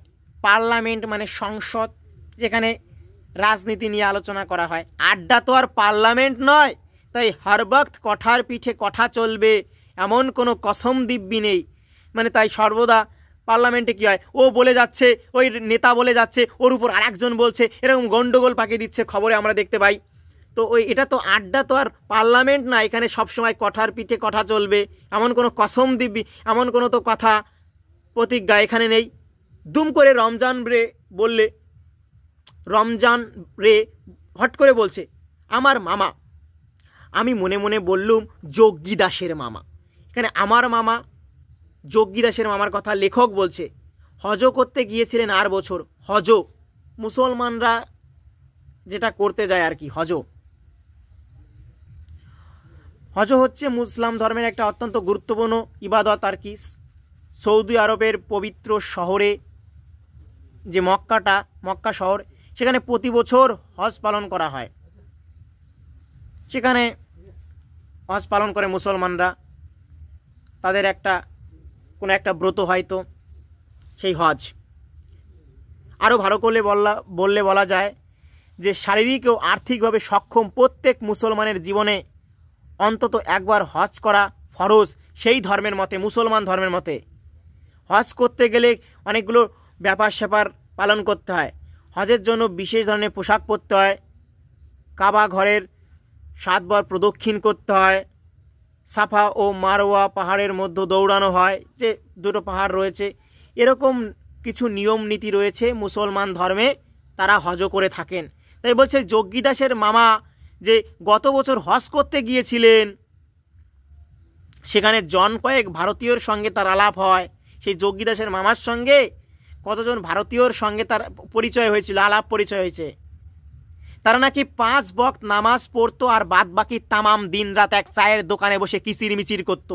তারা 5 ওয়াক্ত, মুসলমানরা কি 5 ওয়াক্ত নামাজ পড়েন, 5 ওয়াক্ত নামাজ পড়তেন আর সারাদিন চায়ের দোকানে বসে কিচির মিচির করতো। মানে কি বোঝাচ্ছে, তারা সারা দিন রাত ওই দোকানে বসে গল্প গুজব করতো, সারা দিন রাত কিচির মিচির করতো, মানে গল্প গুজব করতো, আর ওই 5 ওয়াক্ত নামাজ পড়তো। তবে তারা নাকি কোনো এক প্রদেশের বিঙ্গালা বা মনে করতে পারছেন না। উৎসাহে উত্তেজনায় ফেটে গিয়ে চৌচুর হয়ে আমি শোধালাম বাঙ্গালা। তবে তারা নাকি কোনো এক প্রদেশের বিঙ্গালা না বাঙ্গিলা, কি যেন আমার ঠিক মনে নেই। বলছে তারা যে কোনো এক প্রদেশের হতে পারে, বিঙ্গালার হতে পারে বা বাঙ্গিলা হতে পারে, ঠিক কি তার মনে পড়ছে না। উৎসাহে উত্তেজনা এবার ফেটে গিয়ে, এখানে দেখো একটা জিনিস বলে রাখি, এখানে ওই ফরেনিয়ার জূর্ণ ফরাসি কথাগুলো বলছে, ঠিক আছে, যে এই কথাটা বলছে। তবে তারা নাকি কোনো এক প্রদেশের, এই গল্প উদ্ধৃতি দিচ্ছে যে হয়তো তারা বিঙ্গালা অথবা বাংলা এরকম একটা কিছু বলছে, কিন্তু লেখক তিনি জূর্ণ ফরাসি মনে করতে পারছে না। উৎসাহে উত্তেজনায় অত্যন্ত উৎসাহ নিয়ে ফেটে গিয়ে চৌচির হয়ে, মানে একদম বিদীর্ণ হয়ে, চৌচির হয়ে মানে খুব উত্তেজিত হয়ে আমি শুধালাম, আমি বললাম বাঙ্গালা। এবার ওই জূর্ণ ফরাসি যখন কথাগুলো জিজ্ঞাসা করছে যে কোন প্রদেশের, আমি এটা মনে করতে পারছি না, তখন লেখক বললেন হ্যাঁ বাঙ্গালা এটা। হ্যাঁ হ্যাঁ, লেখক যখন উৎসাহ উত্তেজনায় ফেটে চৌচির হয়ে বললেন বাঙ্গালা কি, তখন উনি বললেন হ্যাঁ হ্যাঁ।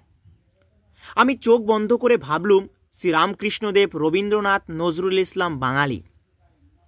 শ্রীরামকৃষ্ণদেবের কথা আমরা অনেক শুনেছি। শ্রীরামকৃষ্ণদেব, রবীন্দ্রনাথ ঠাকুর, আমাদের বিশ্বকবি কাজী নজরুল ইসলাম, আমাদের বৃদ্ধ কবি, এরা তো বাঙালি সবাই।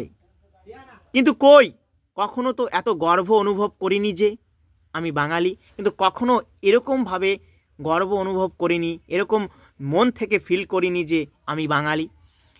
এই যে নমস্য মহাজনরা মক্কা শহরে আড্ডাবাজ হিসেবে নাম করতে পেরেছেন। নমস্য, এখানে নমস্য হচ্ছে সম্মানজনক একটা শব্দ, অর্থাৎ বড়দেরকে সম্মান বুঝিয়ে এই শব্দটা বলা হয়। যে নমস্য মহাজনরা বলেন মক্কা শহরে তারা আড্ডাবাজ হিসেবে নাম করতে পেরেছেন। নিশ্চয়ই বিস্তর মাথার ঘাম পায়ে ফেলে তারা আলবাত শ্রীহট্ট, নোয়াখালী, চাটগা, কাছাড়ের বাঙালি খালাসি। যে তারা আড্ডাবাজ হিসেবে নিজেদের নাম করেছে, নিশ্চয়ই তারা অনেক পরিশ্রম করেছে, মাথার ঘাম পায়ে ফেলেছে। তারা হয়তোবা শ্রীহট্ট, নোয়াখালী, চাটগা, শ্রীহট্ট, নোয়াখালী, এটা বাংলাদেশ, বর্তমান বাংলাদেশের শহর। শ্রীহট্ট, নোয়াখালী, চট্টগ্রাম, চাটগা মানে চট্টগ্রাম, চট্টগ্রাম, কাছাড়ের বাঙালি খালাসিরা। কাছাড় কোথায়? কাছাড় হলো ভারতের আসাম রাজ্যের দক্ষিণ পূর্ব অংশে অবস্থিত এবং এটি বরাক উপত্যকার একটি গুরুত্বপূর্ণ জেলা। যারা আড্ডাবাজ হিসেবে পরিচিত তারা হয়তো এখানকার খালাসি হতে পারে। পশ্চিমবঙ্গের কলকাতা নগরীর উপকণ্ঠে খিদিরপুরে আড্ডা মারতে শিখে হেলায় মক্কা কৈলা জয়। কলকাতা নগরীর উপকণ্ঠে মানে কলকাতা শহরের একদম কণ্ঠে, মানে কলকাতা বন্দর থেকে কিছুটা দূরে খিদিরপুর কলকাতার মধ্য পশ্চিম অংশে অবস্থিত এবং এটি কলকাতা বন্দরের খুব কাছে। বললাম সেই খিদিরপুরে আড্ডা মারতে শিখে, ওখানে বসে আড্ডা মারতে শিখে এখানে মক্কা জয় করে ফেলছে। আস্তে আস্তে চেয়ার থেকে উঠে ডান হাত বুকের উপর রেখে মাথা নিচু করে অতিশয় সবিনয় কণ্ঠে বললুম আমি বাঙালি। আস্তে আস্তে লেখক এবার চেয়ার থেকে উঠে ডান হাত বুকের উপর রেখে মাথা নিচু করে নিতান্ত সবিনয়, একদম বিনয়ের সাথে কণ্ঠে বললেন আমি বাঙালি। গ্রিক সদস্য মার্কোস প্রথম পরিচয়ের সময় একবার মাত্র আসসালামু আলাইকুম করে খবরের কাগজের পিছনে ডুব মেরেছিলেন। লেখক যে বললেন আমি বাঙালি, সেইখানে উপস্থিত ছিলেন গ্রিক সদস্য মার্কোস। মার্কোস কে ছিল আমরা বলে দিয়েছি ভিডিওর মধ্যে, যদি জেনে থাকো আবার কমেন্টে লিখে জানাও। মার্কোস প্রথম পরিচয় একবার আসসালামু আলাইকুম। মুসলমানরা আসসালামু আলাইকুম ধ্বনি কথার আগে দেন, এটা একটা ওদের কাছে শুভেচ্ছা বাক্য বলে খবরের কাগজের পিছনে মার্কোস ডুব মারলেন। খবরের কাগজ আবার পড়তে শুরু করলেন। তার কানে কিছু যাচ্ছিল কিনা জানি না, তার কানে কি কিছু যাচ্ছিল কিনা এটা জানে না। আমি ভাবলুম রাশভারী লোক, হয়তো ভাবছেন, লেখক ভাবছে ইনি হয়তো গম্ভীর লোক, হয়তো তিনিই ভাবছেন নূতন মেম্বার হলেই তাকে নূতন জামাইয়ের মতো কাঁধে তুলে ধেই ধেই করেই নাচতে হবে, এ কথা আড্ডার কনস্টিটিউশনে লেখে না। তিনি হয়তো ভাবছেন যে নতুন সদস্য হলেই কি তাকে নতুন জামাইয়ের মতো কাঁধে তুলে আমাকে ধেই ধেই করে নাচতে হবে, এটা আড্ডার সংবিধানে লেখে না। কনস্টিটিউশন মানে সংবিধান, আড্ডার কোনো সংবিধানে নেই। মুখের উপর থেকে খবরের কাগজ সরিয়ে বললেন দাও মেরেছি। উনি মুখের খবরের কাগজ পড়ছিলেন, সেখান থেকে খবর কাগজটা সরিয়ে বললেন একটা দাও মেরে ফেলেছি। বুঝতে পারছো, দাও মেরেছে। একটা শ্যাম্পেন হবে আমাদের নতুন মেম্বার। শ্যাম্পেন কি বলি? শ্যাম্পেন হলো এক ধরনের স্পার্কলিং ওয়াইন, মানে এক ধরনের মদ। সাধারণত বিশেষ অনুষ্ঠানে এটি সার্ভ করা হয়। ফ্রান্সের শ্যাম্পেন অঞ্চলে উৎপাদিত এই শ্যাম্পেন সবচেয়ে ভালো মানের মনে করা হয়। শ্যাম্পেন মদ বলছে একটু শ্যাম্পেন হবে আমাদের নতুন মেম্বার, আমাদের নতুন সদস্য। লেখক তো ওদের এবার সদস্য হয়ে গেল, আড্ডার একজন সদস্য হয়ে গেছে। বলছে একটা শ্যাম্পেন হবে, ওই মদ চেয়েছে। কাউন্টারের পিছনে দাঁড়িয়ে ছিল মালিক, কাউন্টারের পিছনে মালিক দাঁড়িয়ে রয়েছে। তার দিকে কাউন্টার এখন সবাই চেনে, তোমরাও হয়তো চিনে গেছো। কাউন্টারের ধারে কাছে যেও না, কারণ সেটা খারাপ এবং নষ্টের। তার দিকে তাকিয়ে বাঁ হাত গোল করে বোতল ধরার মুদ্রা দেখিয়ে ডান হাত দিয়ে দেখালেন ফোয়ারার জল লাফানোর মুদ্রা। কাউন্টারের পিছনে মালিকটাকে বলছেন বাঁ হাত গোল করে যেভাবে বোতল ধরার মুদ্রা পাকিয়ে উনি ডান হাত দিয়ে বললেন যে ফোয়ারার জল যেভাবে বেরিয়ে পড়ে সেরকম মুদ্রা দেখানোর মতো। বললেন শ্যাম্পেন হবে? মার্কোস বললেন। ম্যানেজার কুল্লে 2 ডিগ্রি কাত করে ঘাড় নাড়ল। কুল্লে কথার মানে বলে দিয়েছি, তবে বলছি, কুল্লে মানে মাত্র। ম্যানেজার মাত্র 2 ডিগ্রি কাত হয়ে এরকম বেঁকে তার ঘাড়টা নাড়ল। আমি ভয়ে ভয়ে বললুম, এই দোকানে তো মদ বেচার লাইসেন্স নেই। আমি বললাম, এ দোকানে তো মদ বেচার কোনো লাইসেন্স নেই, মদ বিক্রি করতে হলে যে লাইসেন্স করতে হয় এ দোকানে সেরকম কোনো লাইসেন্স নেই। মার্কোস বললেন, কাফের পিছনে তার ড্রয়িং রুমে, ওই ম্যানেজারের ড্রয়িং রুম আছে কাফের পিছনে। এই যে কফি শপটা রয়েছে যেখানে তারা কফি খেতে খেতে আড্ডা মারছে, তার পিছনে ওই যে ম্যানেজার যার কাছে এইমাত্র শ্যাম্পেন চাইলেন, তার ড্রয়িং রুমে বেটা সব বেচে। আফিম, ককেইন, হেরোইন, হশিশ, যা চাও। এই আফিম, ককেইন, হেরোইন এরা এই বস্তুগুলি সবই নেশাদ্রব্য বস্তু। এগুলি খেলে নেশা হয়, নেশা। তবু আমি একবার বলছি, কোকেন এক ধরনের উদ্দীপক মাদক, এর নেশা খুবই শক্তিশালী। এটা মানুষের ঘুমও কমিয়ে দিতে পারে, এমনকি এর নেশা মানুষের মৃত্যু ঘটাতে পারে, এতটা মারাত্মক ককেইন। হেরোইন, হশিশও এক ধরনের মাদক দ্রব্য যা গাঁজা গাছের থেকে তৈরি হয়। এই সমস্ত নেশাদ্রব্য তার ড্রয়িং রুমে বিক্রি হয় ওই ম্যানেজারের। ছোকরাকে বললেন, আর একটা তামাকও সাজিস। যখন মার্কোস ছোকরাকে আদেশ দিয়েছিল একটা শ্যাম্পেন হবে কিনা, এবার ছোকরাকে বলল, ম্যানেজার, ওই কাউন্টারের ম্যানেজারের ওখানে কাজ করে যে ছেলেটা, তাকে বলল, আর একটা তামাকও সেজে নিয়ে আসিস। বলে কি, কায়রোতে তামাক? লেখক ভাবছে এরা কি বলছে, কায়রোতে তামাকও আছে? স্বপ্ননু মায়ানু মতি ভ্রমণু, মানে স্বপ্ন, মায়া আর মনের ভ্রমণ সবই অস্থায়ী, তার মতো ভাবছে এটা কি স্বপ্ন? দিব্যি ফর্সি হুকো এলো। ফর্সি হুকো, একটা ফার্সি হুকো আসলো, মানে খুব ভালো। দিব্যি মানে খুব ভালো এক ধরনের ফার্সি হুকো, মানে ফার্সি শৈলীতে তৈরি করা এই পাইপ ধরনের হুকো এলো। তবে হনুমানের ন্যাজের মতো 3.5 গজি দরবারি নল নয়, হনুমানের ন্যাজের মতো। ওই যে হুকোতে বড় ধরনের হুকো সেরকম না, হনুমানের ন্যাজ, হনুমানের লেজের মতো এই 3 গজি দরবারি নলের মতো নয়। আর সমস্ত জিনিসটার গঠন কেমন যেন বোতা বোতা জরির কাজ করা। আমাদের ফর্সি কেমন যেন একটু নাজুক মোলায়েম হয়, এখানে জরির মতো কাজ করা। জরির কাজ করা মানে সুতোর সাহায্যে যে বিভিন্ন নকশা করা, সেই রকমভাবে সাজানো রয়েছে। যে ওই যে হুকোটা এইরকমভাবে আমাদের ফর্সি হুকোটা সাজানো রয়েছে, একটু নাজুক মোলায়েম হয়, নাজুক একটু নাজুক নরম হয়। মোলায়েম মানে নরম হয়। এদের যেন একটু একটু গাইয়া ভাব আছে, গ্রামের একটা ভাব আছে। তবে হ্যাঁ, চিলিমটা দেখে ভক্তি হলো, চিলিমটা দেখে ওদের মনে একটু ভক্তি হলো। চিলিমের অর্থ এখানে দেখো কি অর্থে বোঝানো হয়েছে। চিলিম হলো হুকায় ধোঁয়া ফিল্টার করার জন্য ব্যবহৃত একটা যন্ত্রাংশ। এখানে সেই চিলিমটা দেখে একটু ভক্তি হয়, যে ওর প্রতি একটু ভক্তি করি। ডাবর পরিমাণ, এত ডাবর পরিমাণ, 1 প তামাক হেসে খেলে তার ভিতর থানা গাড়তে পারে, তাও আছে। 1 প মানে 250 গ্রাম, 250 গ্রাম তামাক হেসে খেলে তার ভিতর থানা গাড়তে পারে, তাও আছে।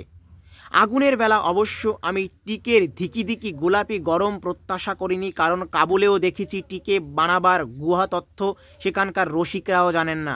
আগুনের বেলা অবশ্য টিকের ধিকি ধিকি কথার মানে হচ্ছে এখানে যেটা বোঝাচ্ছে সেটা হলো অবাক হওয়া বা বিরক্ত হওয়ার ক্ষেত্রে বোঝানো হয়। যে আমি টিকের অবাক হওয়া বা বিরক্ত হওয়া, এই গোলাপি গরম কিছু আমি আশা করিনি আগুনের ক্ষেত্রে। কাবুলে দেখেছি যে টিকে বানাবার যে একদম ভিতরকার তথ্য সেখানকার রসিকরাও জানেন না। অর্থাৎ এখানে টিকে বানাবার যে ভিতরকার তথ্য সেখানকার রসিকরাও জানেন না কাবুলের। আর যা খুশবাই বেরোলো তার রেশ দীর্ঘ 14 বছর পরেও যেন আমার নাকে লেগে আছে। সেখান থেকে যে সুগন্ধটা বেরোলো আর তার সেই গন্ধটা দীর্ঘ 14 বছর পরেও লেখকের নাকে যেন লেগে আছে এখনও, তিনি সেই গন্ধ শুঁকতে পারেন। লেখক পাঠকের উদ্দেশ্য বলছেন, যিনি তার এই প্রবন্ধগুলি পড়বে সেই পাঠকের উদ্দেশ্যে, তোমরা পাঠক, সেই পাঠকের উদ্দেশ্যে বলছে, তুমি নিশ্চয়ই জানো সুগন্ধি ইজিপশিয়ান সিগারেট ভুবন বিখ্যাত। সুগন্ধি মিশরের যে ইজিপ্টের সিগারেটটা সারা পৃথিবী বিখ্যাত। কিন্তু কখনো কি ভেবে দেখেছো বিশেষ করে মিশরি সুগন্ধি সিগারেট তরিবত করে বানাতে শিখলো কি করে? মিশর কিভাবে এই সিগারেট বানাতে শিখলো? তরিবত কথাটির মানে ইতিমধ্যে বলে দেওয়া হয়েছে, কি বলেছি কমেন্টে লিখে জানাও। আইসো সে সম্বন্ধে ঈষৎ গবেষণা করা যাক। আইসো মানে এসো, সে সম্বন্ধে আমি একটু সামান্য গবেষণা করি। এক সিগারেট বানানোর পিছনে বিস্তর ইতিহাস। সিগারেট কীভাবে আসলো তার পিছনে ইতিহাস লুকিয়ে আছে, হিস্ট্রি আছে।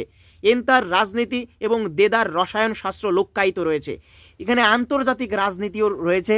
তার মানে আন্তর্জাতিক রাজনীতি এবং প্রচুর কেমিস্ট্রির শাস্ত্র তার মধ্যে যেন লুকিয়ে আছে, কিভাবে প্রথম সিগারেট তৈরি হলো। সিগারেটের জন্য ভালো তামাক জন্মায় 3 দেশে। 3 দেশে খুব ভালো ধরনের তামাক হয় যা সিগারেট তৈরি করার ক্ষেত্রে উপযুক্ত। আমেরিকার ভার্জিনিয়াতে, গ্রিসের মেসেডোট অঞ্চলে এবং রুশের কৃষ্ণ সাগরের পারে।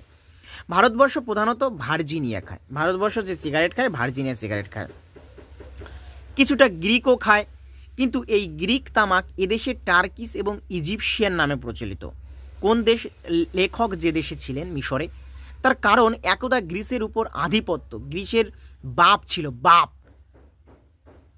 তুর্কিরা ছিল, এবং তুর্কি গ্রিসের বেবাক তামাক ইস্তাম্বুলে নিয়ে এসে, বিবাক মানে হচ্ছে পুরোটাই, প্রায় সবটাই, অনেক তামাক ইস্তাম্বুলে নিয়ে এসে কাগজে পেঁচিয়ে সিগারেট বানাতেন।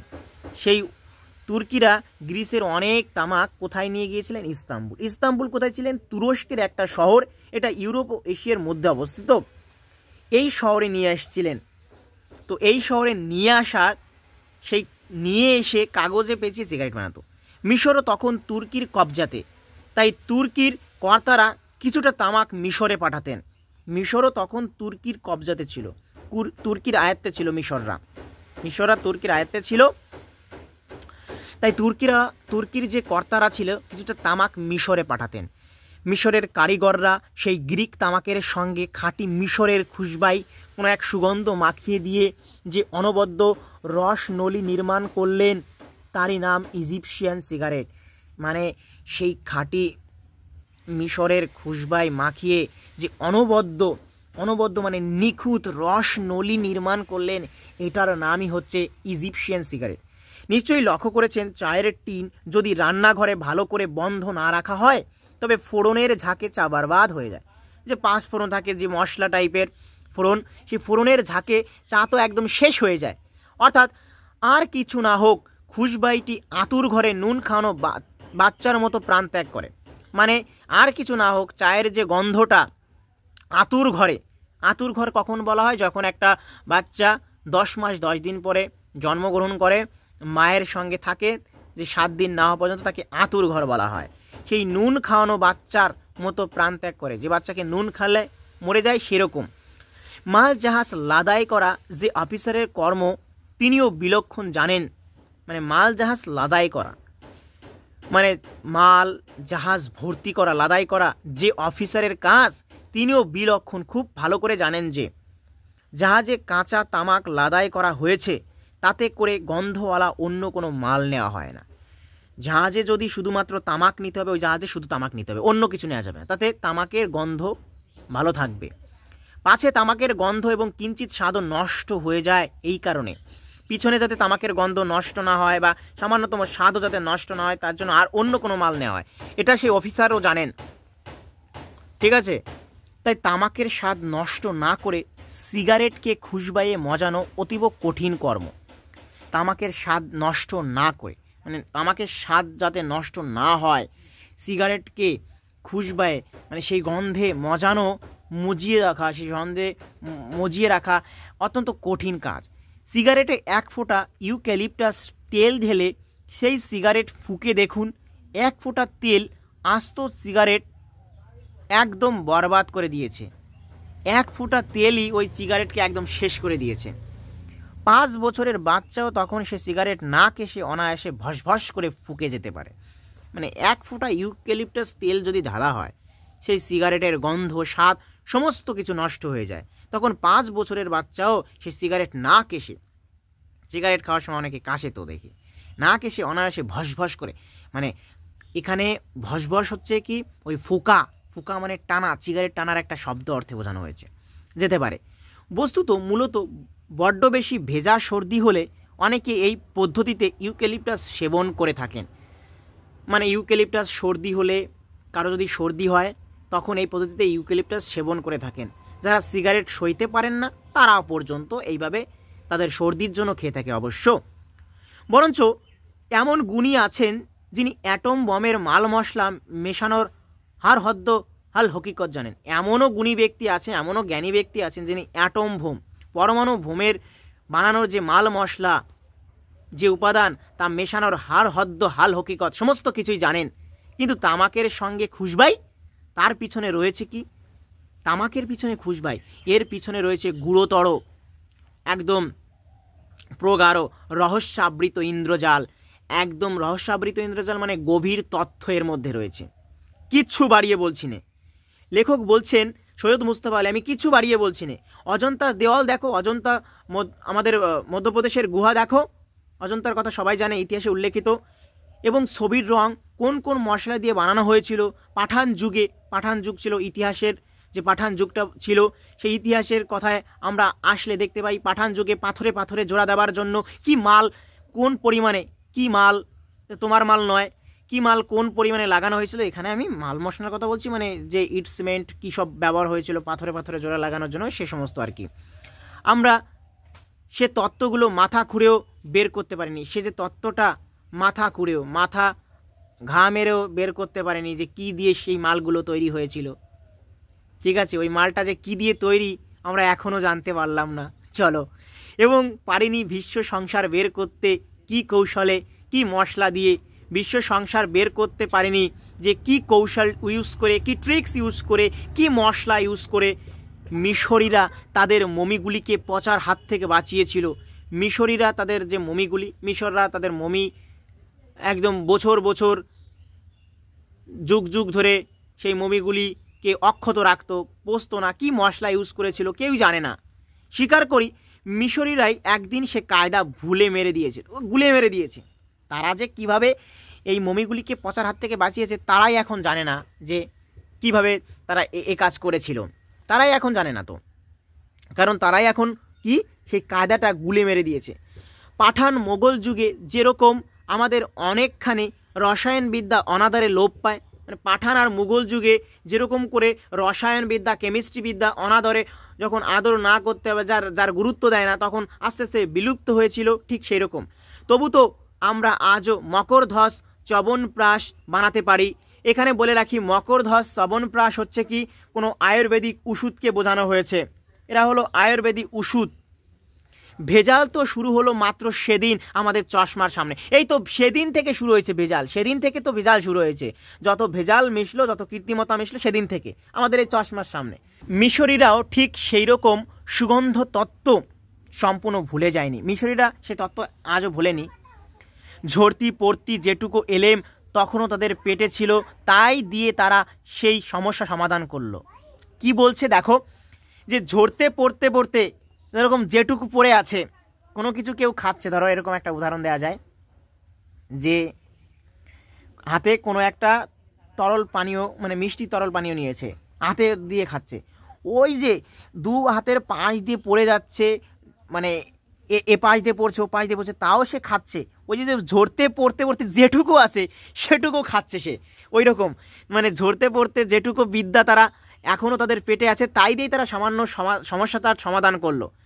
তামাকে কি করে খুশবাই জোড়া যায়, তামাকের স্বাদটি জখম না করে, আমাদের স্বাদ মানে স্বাদ যাতে নষ্ট না হয়, সেই স্বাদ নষ্ট না করে কিভাবে আমরা গন্ধটা জুড়বো, এইভাবেই। তাই যখন কোনো ডাক সাইটে তামাক কদরদার মানে তামাক দেখাশোনার তদারকিতে, দেখাশোনায় কায়রোর কাফেতে যখন তামাক সাজা হয়, কোনো ডাক সাইটে কোনো একটা জায়গায় হয়তো তামাক কদরদারের তদারকিতে দেখাশোনায় কায়রোর কাফেতে যখন তামাক সাজা হয়, মানে তামাক যখন সাজিয়ে দেওয়া হয় তার দেখাশোনায়। হায়, ব্র্যাকেটের মধ্যে কি লিখেছে দেখো, হায় এই গোত্র পৃথিবীর সর্বত্র, এই গোত্র পৃথিবীর সব জায়গায়, কি কাবুলে, কি দিল্লিতে, কি কায়রোতে, সুকুমারের ভাষায় বলি হুস হুস করে মরে যাচ্ছে। এই গোত্রটা যেন সমস্ত জায়গায় হুস হুস করে মারা যাচ্ছে। এখানে বলা হচ্ছে যে কোনো এক ডাক সাইটে তামাক কদরদার তিনি তামাক দেখাশোনা করেন, তার তদারকিতে কায়রোর কাফেতে যে তামাক সাজা হয় এবং সেই কদরদার যখন সে তামাকের নীলাভ ধোঁয়াটি ফুরফুর করে নাকের ভিতর দিয়ে ছাড়েন, মানে সেই কদরদার যে দেখাশোনা করে বা যিনি এই তামাক সাজেন, তিনি যখন তামাকের নীলাভ ধোঁয়াটি, তামাকের নীল রঙের ধোঁয়াটি ফুরফুর করে, এখানে কোনো কিছু ছাড়ার অর্থে নাকের ভিতর দিয়ে ছাড়েন এবং নীল নদের মন্দ মধুর ঠান্ডা হাওয়া যখন সেই ধোঁয়াটির সঙ্গে রসকেলি করে, তাকে ছিন্ন ভিন্ন করে কাফের সর্বত্র ছড়িয়ে দেয়। দেখো, নীল নদের মন্দ মধুর ঠান্ডা মানে মৃদু মন্দ ঠান্ডা হাওয়া যখন সেই নীলাভ ধোঁয়াটির সঙ্গে রসকেলি এখানে মজাদার অর্থে বোঝানো হয়। রসকেলি কথার মানেই হচ্ছে কোনো কৌতুকপূর্ণভাবে, যে সেটা কোনো মজাদার অর্থে যখন মিক্স হয়ে যায় তখন তাকে ছিন্ন ভিন্ন করে কাফের সব জায়গায় ছড়িয়ে দেয়। তখন রাস্তার লোক পর্যন্ত উন্নাসিক হয়ে থমকে দাঁড়ায়। তখন রাস্তার লোক পর্যন্ত, উন্নাসিক কথার মানে দাম্ভিক বা অহংকারী, মানে রাস্তার লোক তখন অহংকারী হয়ে যেন দাঁড়িয়ে পড়ে। পার সিগার খেকো, পাইকারি সিগারেট ফোকো পর্যন্ত বুকের উপর হাত রেখে আসমানের দিকে তাকিয়ে আলহামদুলিল্লাহ আলহামদুলিল্লাহ বলে। দেখো, এখানে পার সিগার খেকো, পার এখানে অত্যন্ত বা অতিরিক্ত অর্থে, যে অতিরিক্ত ধূমপান করা সেই অর্থে। অতিরিক্ত ধূমপান মানে সিগার এক ধরনের ধূমপান জাতীয়, সবাই চেনো। সিগার কি যে জানো কমেন্টে লিখে জানাও। যে অতিরিক্ত ধূমপান করার ক্ষেত্রে, মানে কেউ কাউকে অতিরিক্ত ধূমপান করার ক্ষেত্রে এটা বলছে পার সিগার খেকো, মানে খুব ধূমপান পান করো। অর্থাৎ পার সিগার খেকো এই অর্থেই বোঝাচ্ছে। অবশ্যই এখানে বলে রাখি ধূমপান স্বাস্থ্যের পক্ষে ক্ষতিকর। তো যাই হোক, টপিকে আসি। পাইকারি সিগারেট ফোকো পর্যন্ত মানে যে সিগারেট ফুকে চলে, সিগারেট খান, সে পর্যন্ত বুকের উপর হাত রেখে আর আকাশের দিকে তাকিয়ে আলহামদুলিল্লাহ আলহামদুলিল্লাহ, মানে মুসলমানদের একটা ভাষা, এটা খোদা তাআলার তারিফ করা, মানে ভগবানের তারিফ করেন। আর ইলিশের বেলা যেরকম হয়েছিল, এ অধম ঠিক সেই রকম তাজ্জব, মানে ইলিশের বেলা মানে ইলিশের ক্ষেত্রে কী রকম হয়েছিল দেখেছিলে, আর সেই এ অধমও ঠিক সেই রকম করে কোনো এক তাজ্জব কিছু। মানে বেশতের বর্ণনায় এ তামাকের বয়ান নেই কেন? তাহলে পাপ করে নরকে যেত কোন মূর্খ? বেশতের বর্ণনায়, বেশত কথার মানে আমি বলে দিয়েছি, কি বলেছি কমেন্টে লিখে জানাও। বেশতের বর্ণনায় এ তামাকের উল্লেখ নেই কেন? লেখক বলছেন যে তাহলে পাপ করে নরকে যেত কোন মূর্খ? পাপ করে নরকে যায় কোন মূর্খ? বাঙালি তার চুলটিকে কেতা দুরস্ত করে রাখতে ভালোবাসে। কেতা দুরস্ত কথার মানে সুন্দর করে সাজগোজ করে রাখা, মেয়েরা বেশি রকম করে থাকে। যাই হোক, বাঙালি তার চুলটিকে কেতা দুরস্ত করে রাখতেই ভালোবাসে। কাবুলি বেলা অবেলা মোকা পেলেই তার পায়জারে গুটি কয়েক পেরেক ঠুকিয়ে নেয়। কাবুল দেশের অধিবাসী। কাবুলি বেলা অবেলা মানে ধরো এইরকম বলে না, এই বেলা গেছে, সমস্ত কিছু ঘরে তোল, গরু ঘরে তোল, হাঁস মুরগি ঘরে তোল। বেলা যখন চলে যায়, বেলা চলে যাওয়া মানে কি? সূর্যাস্ত হতে চলেছে। বেলা সূর্যাস্ত হওয়ার আগে অবেলা, কোনো টাইম টেবিলের ঠিক নেই। ওরা সুযোগ পেলেই তার পায়জারে গুটি কয়েক পেরেক ঢুকিয়ে নেয়। ইংরেজ আয়না সামনে পেলেই টাইটা ঠিক মধ্যিখানে আছে কিনা দেখে নেয়। মানে এরকম, তুমি যখন আয়নার সামনে পোজ দাও সবাই, মানে ইংরেজ কি করে, ইংরেজরা আয়না সামনে পেলেই টাই ঠিক আছে কিনা দেখি, মাঝখানে আছে কিনা একটু দেখে নেয়। তার তদারকিতে করতে ব্যস্ত হয়ে পড়ে, মানে তার তদারকি করতে, মানে এটা ঠিক আছে কিনা, বা ওই কাবুলি কি করছে, তার পায়জারে পেরেক ঢুকিয়ে নিচ্ছে, ইংরেজ এইটা করছে, এরা এই করতে ব্যস্ত হয়ে পড়ে। পেশোয়ারি পাঠানের প্রধান শিরোপেরা তার শিরাভরণ নিয়ে। পেশোয়ারি পাঠান পেশওয়ারি ইতিহাসের প্রসঙ্গ, সেই সময়কার পাঠানরা তাদের যে শিরোপীড়া হয়েছে, শিরোপীড়া তাদের যে মাথা ব্যথা তার শিরাভরণ নিয়ে। শিরাভরণ অর্থ এখানে কি বোঝাচ্ছে? শিরাভরণ অর্থ এখানে বোঝাচ্ছে যে যে মোটামুটিভাবে বলছে ভিতরের কোনো এক রক্তনালী, আমরা আমাদের শিরার মধ্যে কোনো এক রক্তনালী, আমাদের শিরার মধ্যে রক্তনালী যখন ফুলে ফেপে ওঠে, এটাই শিরাভরণ অর্থে। মানে তাদের যে আমাদের যে শরীরের রক্তনালীগুলি আছে সেগুলি কি হয় যখন ফুলে ফেপে ওঠে, এটাকেই শিরাভরণ বলা হয়। তাই তাদের মাথা ব্যথা তাদের শিরাভরণ নিয়ে। আর মিশরীর চরম দুর্বলতা তার জুতো জোড়াটিকে বালিশ রাখার জন্য। বালিশ রাখার জন্য মিশরের কী রকম চরম দুর্বলতা থাকতে পারে? যারা মিশরে বসবাস করে বা মিশরের অধিবাসী, তাদের চরম দুর্বলতা তার জুতো বালিশ রাখার জন্য। বালিশ রাখা মানে আমাদের ভাষায় পালিশ করা। পালিশ যেমন আরবি ভাষায় প অক্ষর নেই, তাই ইংরেজি পালিশ কথাটা মিশরে বালিশ রূপ ধারণ করেছে। এ হচ্ছে কারণ। বোঝা গেল? অতএব কাফেতে ঢোকা মাত্রই কাফের বুথ পালিশ ছোকরা এসে আপনাকে সেলাম ঠুকবে। বুথ পালিশ ছোকরা অর্থাৎ যে বুটটা পালিশ করে দেয়, মানে বুট পালিশ কারনেওয়ালা, মানে বুট যে পালিশ করে দেয়, যে পালিশ করে যে ছেলেটা, আপনাকে সেলাম ঠুকবে, একটা সেলাম দেবে। আপনি তাকে বিলক্ষণ চেনেন, তাই দাঁত মুখ খিচিয়ে বলবেন যা যা, যা যা বলবেন, যা যা। তার অর্থ আচ্ছা পালিশ করে দে। সে 32খানা ঝকঝকে দাঁত দেখিয়ে আপনার বুথ পালিশ কর্মে নিযুক্ত হবে। সে 32খানা দাঁত দেখিয়ে সেই ছোকরাটা আপনার বুটটা পালিশ করে দেবে বা সেই কাজে নিযুক্ত হয়ে যাবে, শুরু করে দেবে, সে পালিশ করা শুরু করে দেবে। সদস্যদের কেউ বলবেন শুভ দিবস, কেউ এই যে কেউ একটু মৃদু হাস্য করবেন, একটু মৃদু হাসবেন, আর কেউ মুখ খবরের কাগজের আড়ালে রেখেই কাগজখানা ঈষৎ দুলিয়ে দেবেন। ইতিমধ্যে আপনার কফি এসে উপস্থিত। ওয়েটার ঠিক জানে আপনি কতটা কড়া, কতখানি চিনি আর কোন ঢঙের পেয়ালার কফি খেতে পছন্দ করেন। ওয়েটার জানে যে সার্ভ করছে, কফিটা সার্ভ করে, সে জানে যে কতটা কফি কড়া আপনি খান, কতখানি চিনি লাগে। কেউ আবার চিনি ছাড়া খায়, কেউ চিনি দিয়ে খায়। আপনি বলবেন চিঠিপত্র নেই, অর্থাৎ গৃহিণীর ভয়ে আপনি প্রিয়াকে কাফের ঠিকানা দিয়েছেন। চিঠিপত্র নেই গৃহিণীর ভয়ে, দেখো কি অবস্থা। ঠিক আছে, যদি বুঝে গিয়ে থাকো কমেন্টে লিখে জানিও তো কি বুঝেছো। গৃহিণীর ভয়ে, বাড়ির বউয়ের ভয়ে আপনি প্রিয়াকে কাফের ঠিকানা দিয়েছেন। জিজ্ঞেস করবেন ফোন আছে কি? ওয়েটাররা বলবে আগে না, তবে ইউসুফ বে আপনাকে বলতে বলেছেন তিনি একটু দেরিতে আসবেন, আপনি যেন চলে না যান। ইউসুফ বে, আমরা আগে এক ইউসুফ বের আলোচনা করেছিলাম, মানে এই ভিডিওর শুরুতে।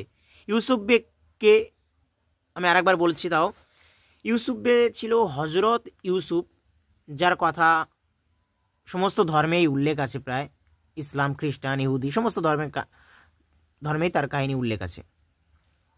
তাকে নিয়ে একটা ঘটনাও আছে যে তার ভাইরা তাকে কূপে ফেলে দেয়, পরে তিনি মিশরের খুবই ক্ষমতাধর হয়ে ওঠেন, এরকম আর কি। সেই ইউসুফ বের কথা বলা হয়েছে। চুলোই জাগগে ইউসুফ বে। আমি জিজ্ঞেস করছি চিঠি বা ফোন নেই, কাচুমাচু হয়ে বলবে আগে না, জানে আজ আপনি দরাজ হতে বকশিস দেবেন না, নিজে থেকে বকশিস দেবেন না কিছু, যাও চিঠির কাগজ নিয়ে এসো। আপনি বলবেন যান চিঠির কাগজ নিয়ে এসো। কাফের নাম ঠিকানা লেখা উত্তম চিঠির কাগজ, কাফের নাম ঠিকানা লেখা আছে, খুব ভালো একটা চিঠির কাগজ। খাম, ব্লোটিং প্যাড, যাবতীয় সাজ সরঞ্জাম 1 মিনিটের ভিতর উপস্থিত হবে। আপনি পাশের টেবিলে গিয়ে গভীর মনোযোগের সঙ্গে প্রেমপত্র লিখে যখন ঘণ্টাখানেক পরে আড্ডার টেবিলে ফিরে ওয়েটারকে বলবেন চিঠিটা ডাকে ফেলতে, তখন হঠাৎ রমজান বেশ শুধাবে, কাকে লিখলে যেন কিছুই জানে না।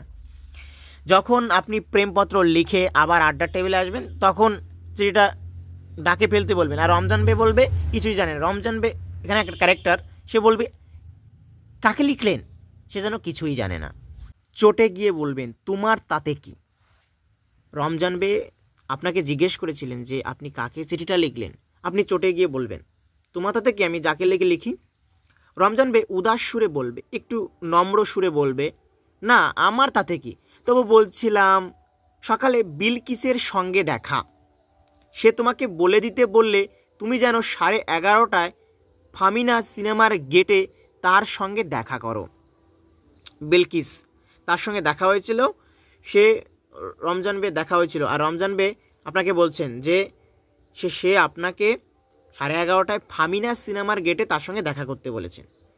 আরও চটে গিয়ে বলবেন আপনি, তাহলে এতক্ষণ ধরে সেটা বলনি কেন? 11:30 বাজতে তো এখনও অনেক দেরি।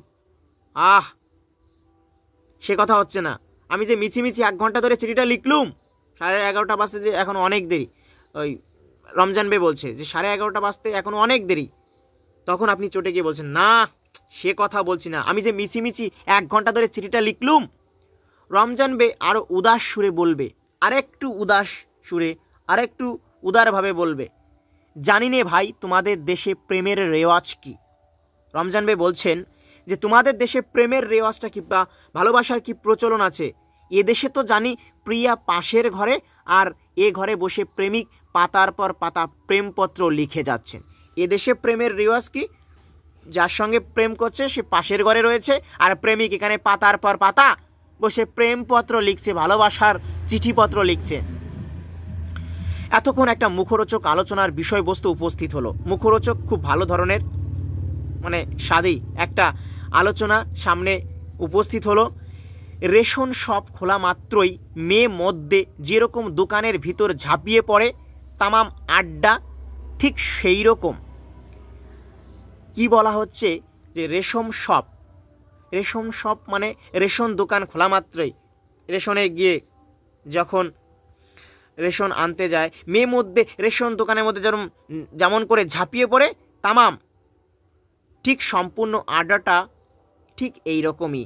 প্রেমপত্র লেখার সময় অসময়, প্রেমপত্র লেখার সময় আর অসময়, মোকা বে মোকা, অর্থাৎ ওইটা কীরকম কার সঙ্গে তুলনা করেছে দেখো, যে রেশন দোকান খুলে মেয়ের মধ্যে যখন ঝাঁপিয়ে পড়ে, আর আড্ডাটা ঠিক সেই রকম প্রেমপত্র লেখার সময় অসময়, সময় অসময়, যে কোনো সময় প্রেমপত্র লেখা, যে কোনো সময়। মোকা বে মোকা মানে সুযোগ পাওয়া বা সুযোগ না পাওয়া। কায়দা কেতা সম্বন্ধে আলোচনা জুড়ে দেবে, কায়দা কেতা সমস্ত কিছু নিয়ে এখানে আলোচনা জুড়ে দেবে। ক্রমে ক্রমে আলোচনার বিষয়বস্তু হটতে হটতে পৌঁছাবে সেই সনাতন প্রশ্নে।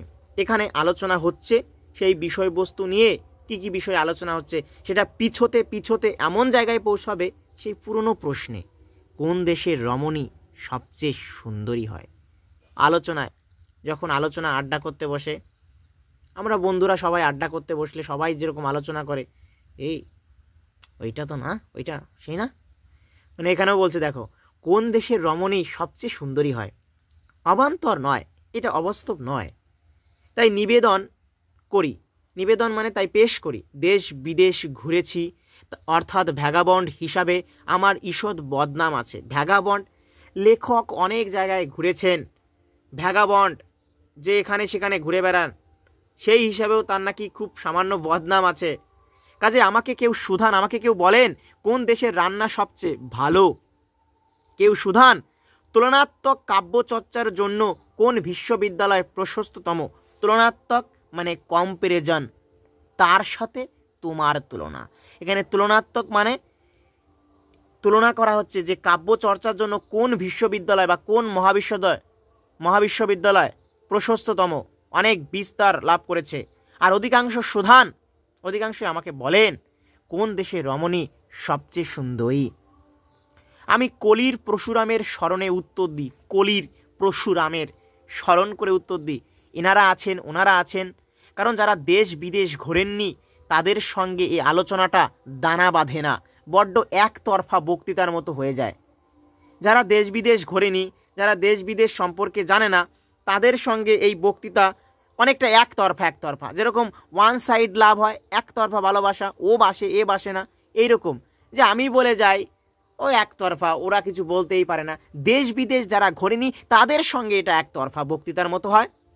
আর সবাই জানেন বক্তৃতা হচ্ছে স্পিচ আড্ডার সবচেয়ে ডাঙর দুশ্মন। বক্তৃতা আড্ডার সব থেকে বিশাল মানে একদম বড় শত্রু। ডাঙর মানে বিশাল, আর দুশ্মন মানে শত্রু, বড় শত্রু।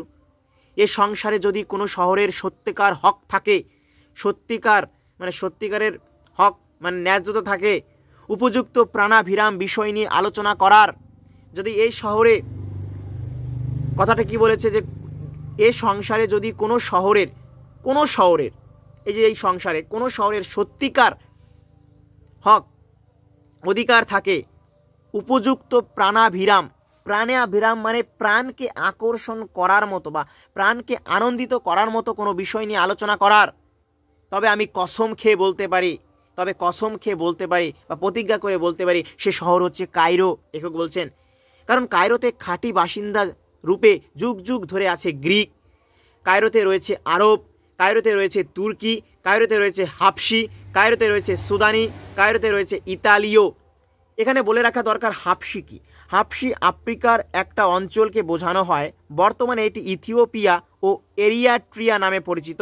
এই অঞ্চলের মানুষদেরই হাবশি বলা হয়। এটা একটা নতুন অর্থ, এই কারণেই বলা হলো এটা। সুদানি, ইতালীয় সবাই জানা এটা কি কারা। ফরাসিস, ইহুদি এবং আরও বিস্তর চিড়িয়া। এদের কেউ কেউ বোরকা পরেন বটে, বোরকা পরেন। এই যে জাতির কথা বলা হয়েছে গ্রিক, আরবি, তুর্কি, এরা কেউ কেউ বোরকা পরেন। আমি সম্ভবত দেখেছি মুসলমানরা বা আরবিরা বোরকা পরে থাকে, মুসলমান মহিলারা দেখি বোরকা পরেন, পুরো মুখ ঢেকে রাখেন, তাদের তো দেখাই যায় না। তবু অক্লেশে বলা যেতে পারে কাফের দরজার দিকে মুখ করে বসে আড্ডা অনায়াসে নিজের মুখে ঝাল খেয়ে নিতে পারে। অক্লেশে অর্থাৎ ক্লান্ত না হয়ে আমি বলতে পারি কাফের দরজার দিকে মুখ করে বসে আড্ডা যেন অনায়াসেই নিজের মুখে ঝাল খেয়ে নিতে পারে নিজের মুখে। আর শীতকাল হলে তো পোয়া বারো। এখানে কায়রোর শীতকালের কথা বলছে। পোয়া বারো কি? শীতকাল হলে পোয়া বারো। এখানে শীতকাল হলে খুব ভালো ভাগ্যের কথা। পোয়া বারো মানে খুব ভাগ্য। এটি মূলত পাশা খেলায় ব্যবহৃত হয়। পোয়া মানে 1 আর 12 মানে 12। পাশা খেলায় যদি একবারে একটা 1 আর 2টো ছক্কা 12 পড়ে, তবে সেইটাকে খুব ভালো ভাগ্য বলে মনে করা হয় পাশা খেলায়। তাই এখানের শীতকাল যে কাটায় সে খুব ভালো ভাগ্যবান। তো তাই এখানে বলছে শীতকাল হলে তো পোয়া বারো। কায়রোতে বছরে 2.5 ফোঁটা বৃষ্টি হয়, বছরে মাত্র 2.5 ফোঁটা বৃষ্টি হয়। সাহারার শুকনো হাওয়া যক্ষা রোগ সারিয়ে দেয়। পিরামিড কায়রোর বাইরেই ঠাই বসে। ফুর্তি ফার্তির নামে কায়রো বেএখতিয়ার। ফুর্তি ফার্তির নামে এখানে সেখানের যে ফুর্তি, সেখানের যে মজা, সে তার কথা বলা হয়েছে যে বেএখতিয়ার। কীরকম অর্থে? ব্যক্তির সেখানে ফুর্তি ফার্তির নামে কায়রো যেন একটা অধিকারবিহীন, এখতিয়ার মানে তো ক্ষমতাবিহীন, বে মানে যেটা না, হীন অর্থে বোঝায় যে ক্ষমতাহীন, এইরকম। মসজিদ কবর কায়রো শহরে বেশুমার। মসজিদ শহর কায়রো, এখানে কবর রয়েছে, মসজিদ রয়েছে বেশুমার। অর্থাৎ এইটি যে অর্থে বোঝানো হয়েছে, বেশুমার মানে তো এখানে অনেক বেশি, সেটা কি অনেক বেশি রয়েছে ওখানে মসজিদ, কবর, কায়রো ইত্যাদি। শীতকালে না গরম না ঠান্ডা আবহাওয়া, সব শুদ্ধ জড়িয়ে মরিয়ে কায়রোর ট্যুরিস্ট জমের ভূস্বর্গ এবং ট্যুরিস্টাদেরও বটে। মানে সব শুদ্ধ জড়িয়ে নিয়ে সব মিলিয়ে কায়রো পর্যটকদের ভূস্বর্গ, সেখানে যেন স্বর্গ পেয়ে গেছে, পৃথিবীর স্বর্গ। এখানে বলা হলো যে কায়রো ট্যুরিস্টাদেরও বটে, সেখানের ভূস্বর্গ বা পর্যটকদের ভূস্বর্গ। এর সঙ্গে আরেকটু বলা যায় যে তদুপরি মানে এর সঙ্গে আরেকটু জুড়ে দেওয়া, তদুপরি কথার মানে মার্কিন লাখপতি, যারা মার্কিন লাখপতি তারা আসেন নানা ধান্দায়, বিভিন্ন মতলব নিয়ে, তাদের সন্ধানে আসেন তাব্বত দুনিয়ার ডাক সাইডে সুন্দরীরা। তাব্বত দুনিয়ার, তাদের সন্ধানে আবার অনেকে আসেন। কারা? তাদের সন্ধানে আসেন সমস্ত দুনিয়ার ডাক সাইডের সুন্দরীরা, তাদের সন্ধানে আসেন হলিউডের ডিরেক্টররা, এবং তারা সঙ্গে নিয়ে আসেন আরেক ঝাঁক সুন্দরী। এইসব সুন্দরীদের কথা হচ্ছে, মাঝে আমরা পড়ে গেলাম পাঠক শ্রেণী। তাই লেখক বলছে কিন্তু থাক সুশীল পাঠক, সুভদ্র পাঠক, তুমি নিশ্চয়ই জানো কামিনী কাঞ্চন সম্বন্ধে শাস্ত্রে আলোচনা নিষেধ। কামিনী কাঞ্চন হচ্ছে এক ধরনের ফুল, অর্থাৎ এটি একটি রোমান্টিক ফুল। শাস্ত্রে রোমান্টিক ফুলের উল্লেখ করা যায় না, তাই শাস্ত্র বিরুদ্ধ এই ফুলের আলোচনা যেরকম করা যায় না, তাই এখানে অন্য আলোচনাও করবেন না লেখক, গুরুর বারণ। মিশরি আড্ডাবাজরা, দাঁড়ান ব্যাকরণে ভুল হয়ে গেল, মিশরি মাত্রই আড্ডাবাজ, তারা মিশরের লোক, ওরা আড্ডা করতে ভালোবাসে। এমনকি সাদ জগলুল পাশা, সাদ জগলুল পাশা কে ছিলেন আমরা একটু জানবো। সাদ জগলুল পাশা ইনি ছিলেন বাংলাদেশের একজন বিশিষ্ট রাজনীতিবিদ। ইনি পর্যন্ত দিনে অন্তত একবার আড্ডার সন্ধানে বেরোতেন। তবে হ্যাঁ, তিনি কোনো টেবিলে গিয়ে বসলে কেউ সাহস করে সে টেবিলের ত্রিসীমানায় গেছত না, ত্রিসীমানায় মানে সেই টেবিলের ধারে কাছেও যেত না। সেখান থেকে তিনি চোখের ইশারা একে ওকে ডেকে নিয়ে আড্ডা জমাতেন। দৈবাত একই আড্ডায় জীবন কাটান। দৈববশত, দৈবগুণ দেবতার মানে ভাগ্যের, একই আড্ডায় জীবন কাটান। বিষয়টা সবিস্তর বুঝিয়ে বলতে হয়।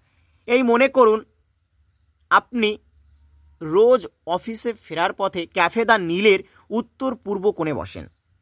সে টেবিলটায় আপনার জন পাশেক দোস্ত বসেন।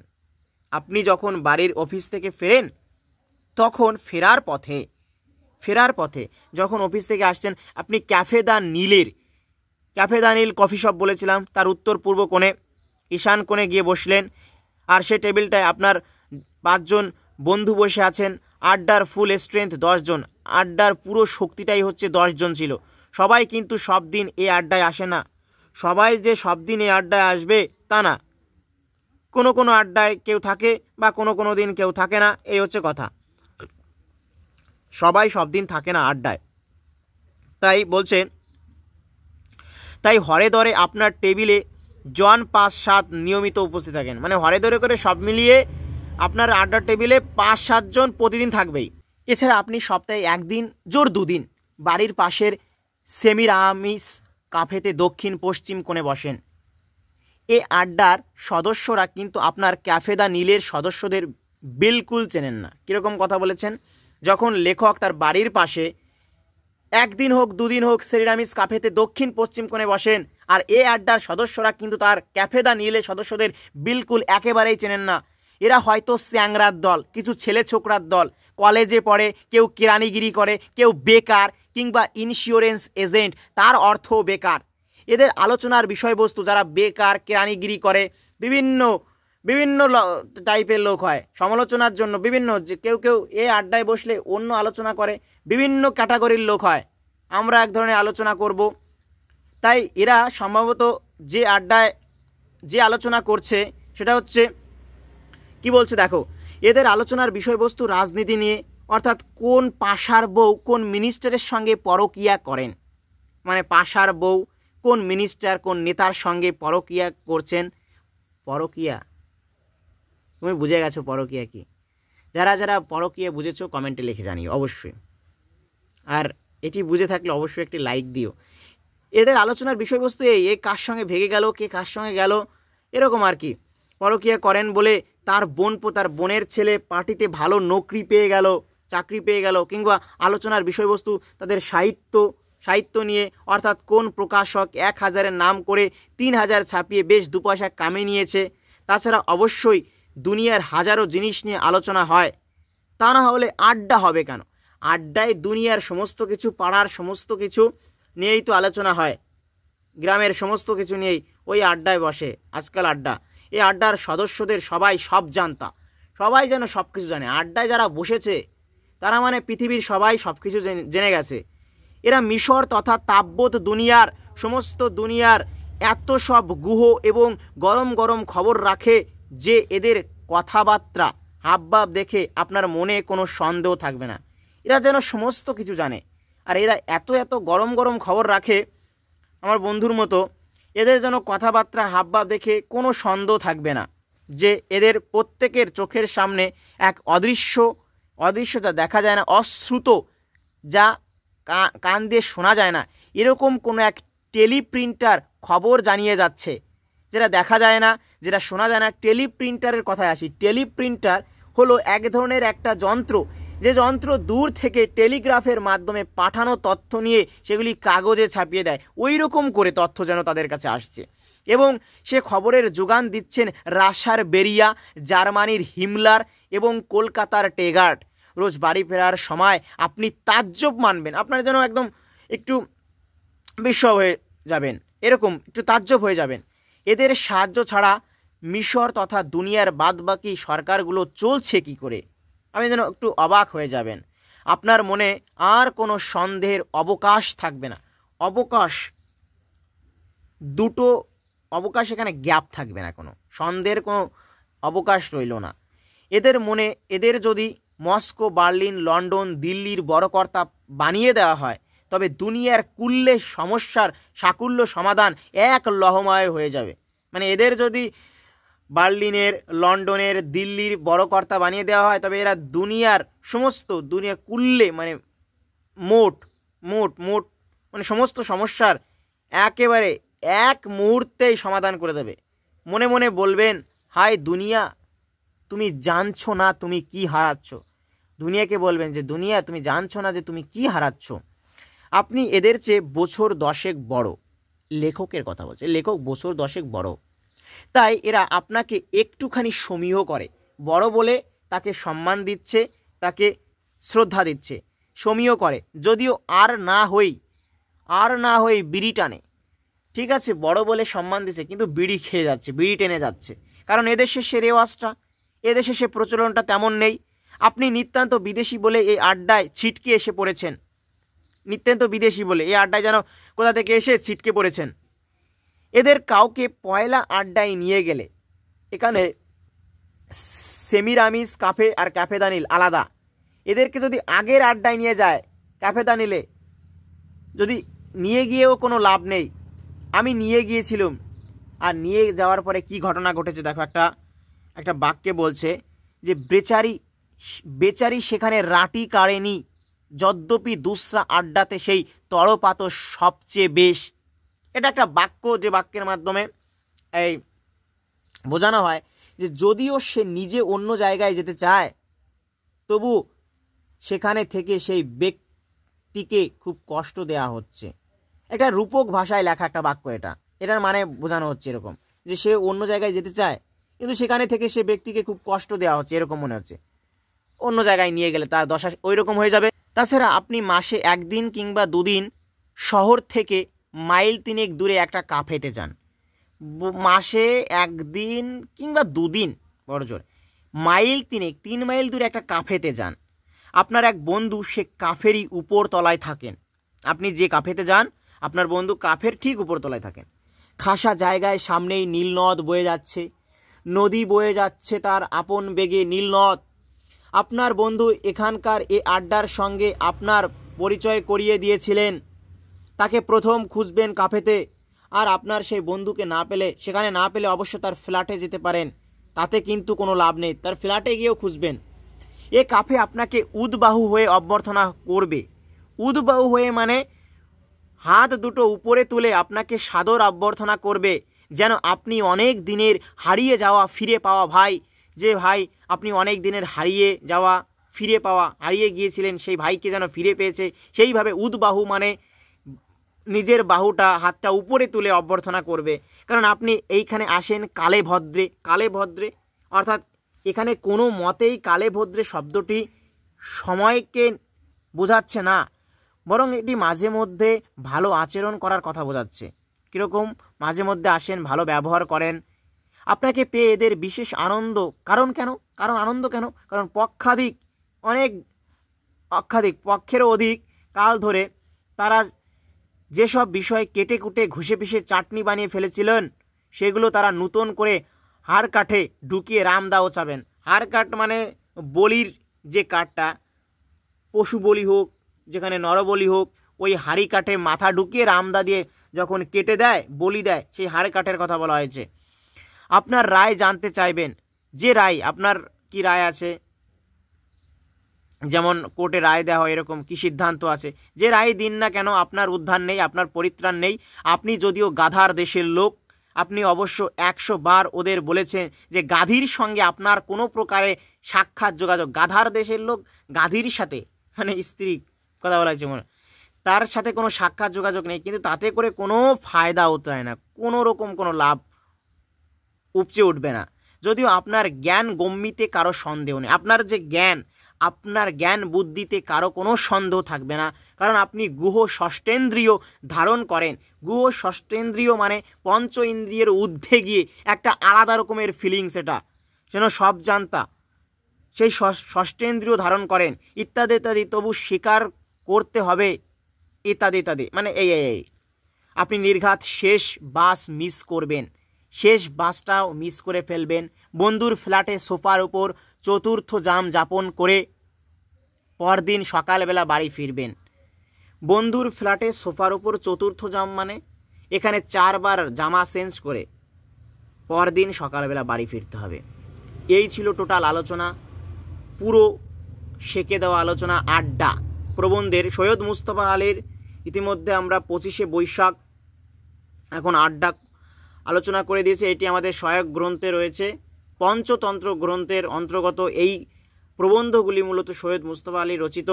এবং আজকে পুরো আলোচনাটা শেষ হলো, এখানে পরিসমাপ্তি আড্ডার। ভিডিওটি ভালো লাগলে অবশ্যই লাইক, কমেন্ট এবং বন্ধু বান্ধবীদের মধ্যে শেয়ার করতে একেবারেই ভুলো না। এবং আমার চ্যানেলে নতুন হয়ে থাকলে তোমাদের ছোট্ট অনুরোধ, চ্যানেলটিকে সাবস্ক্রাইব করে দেও।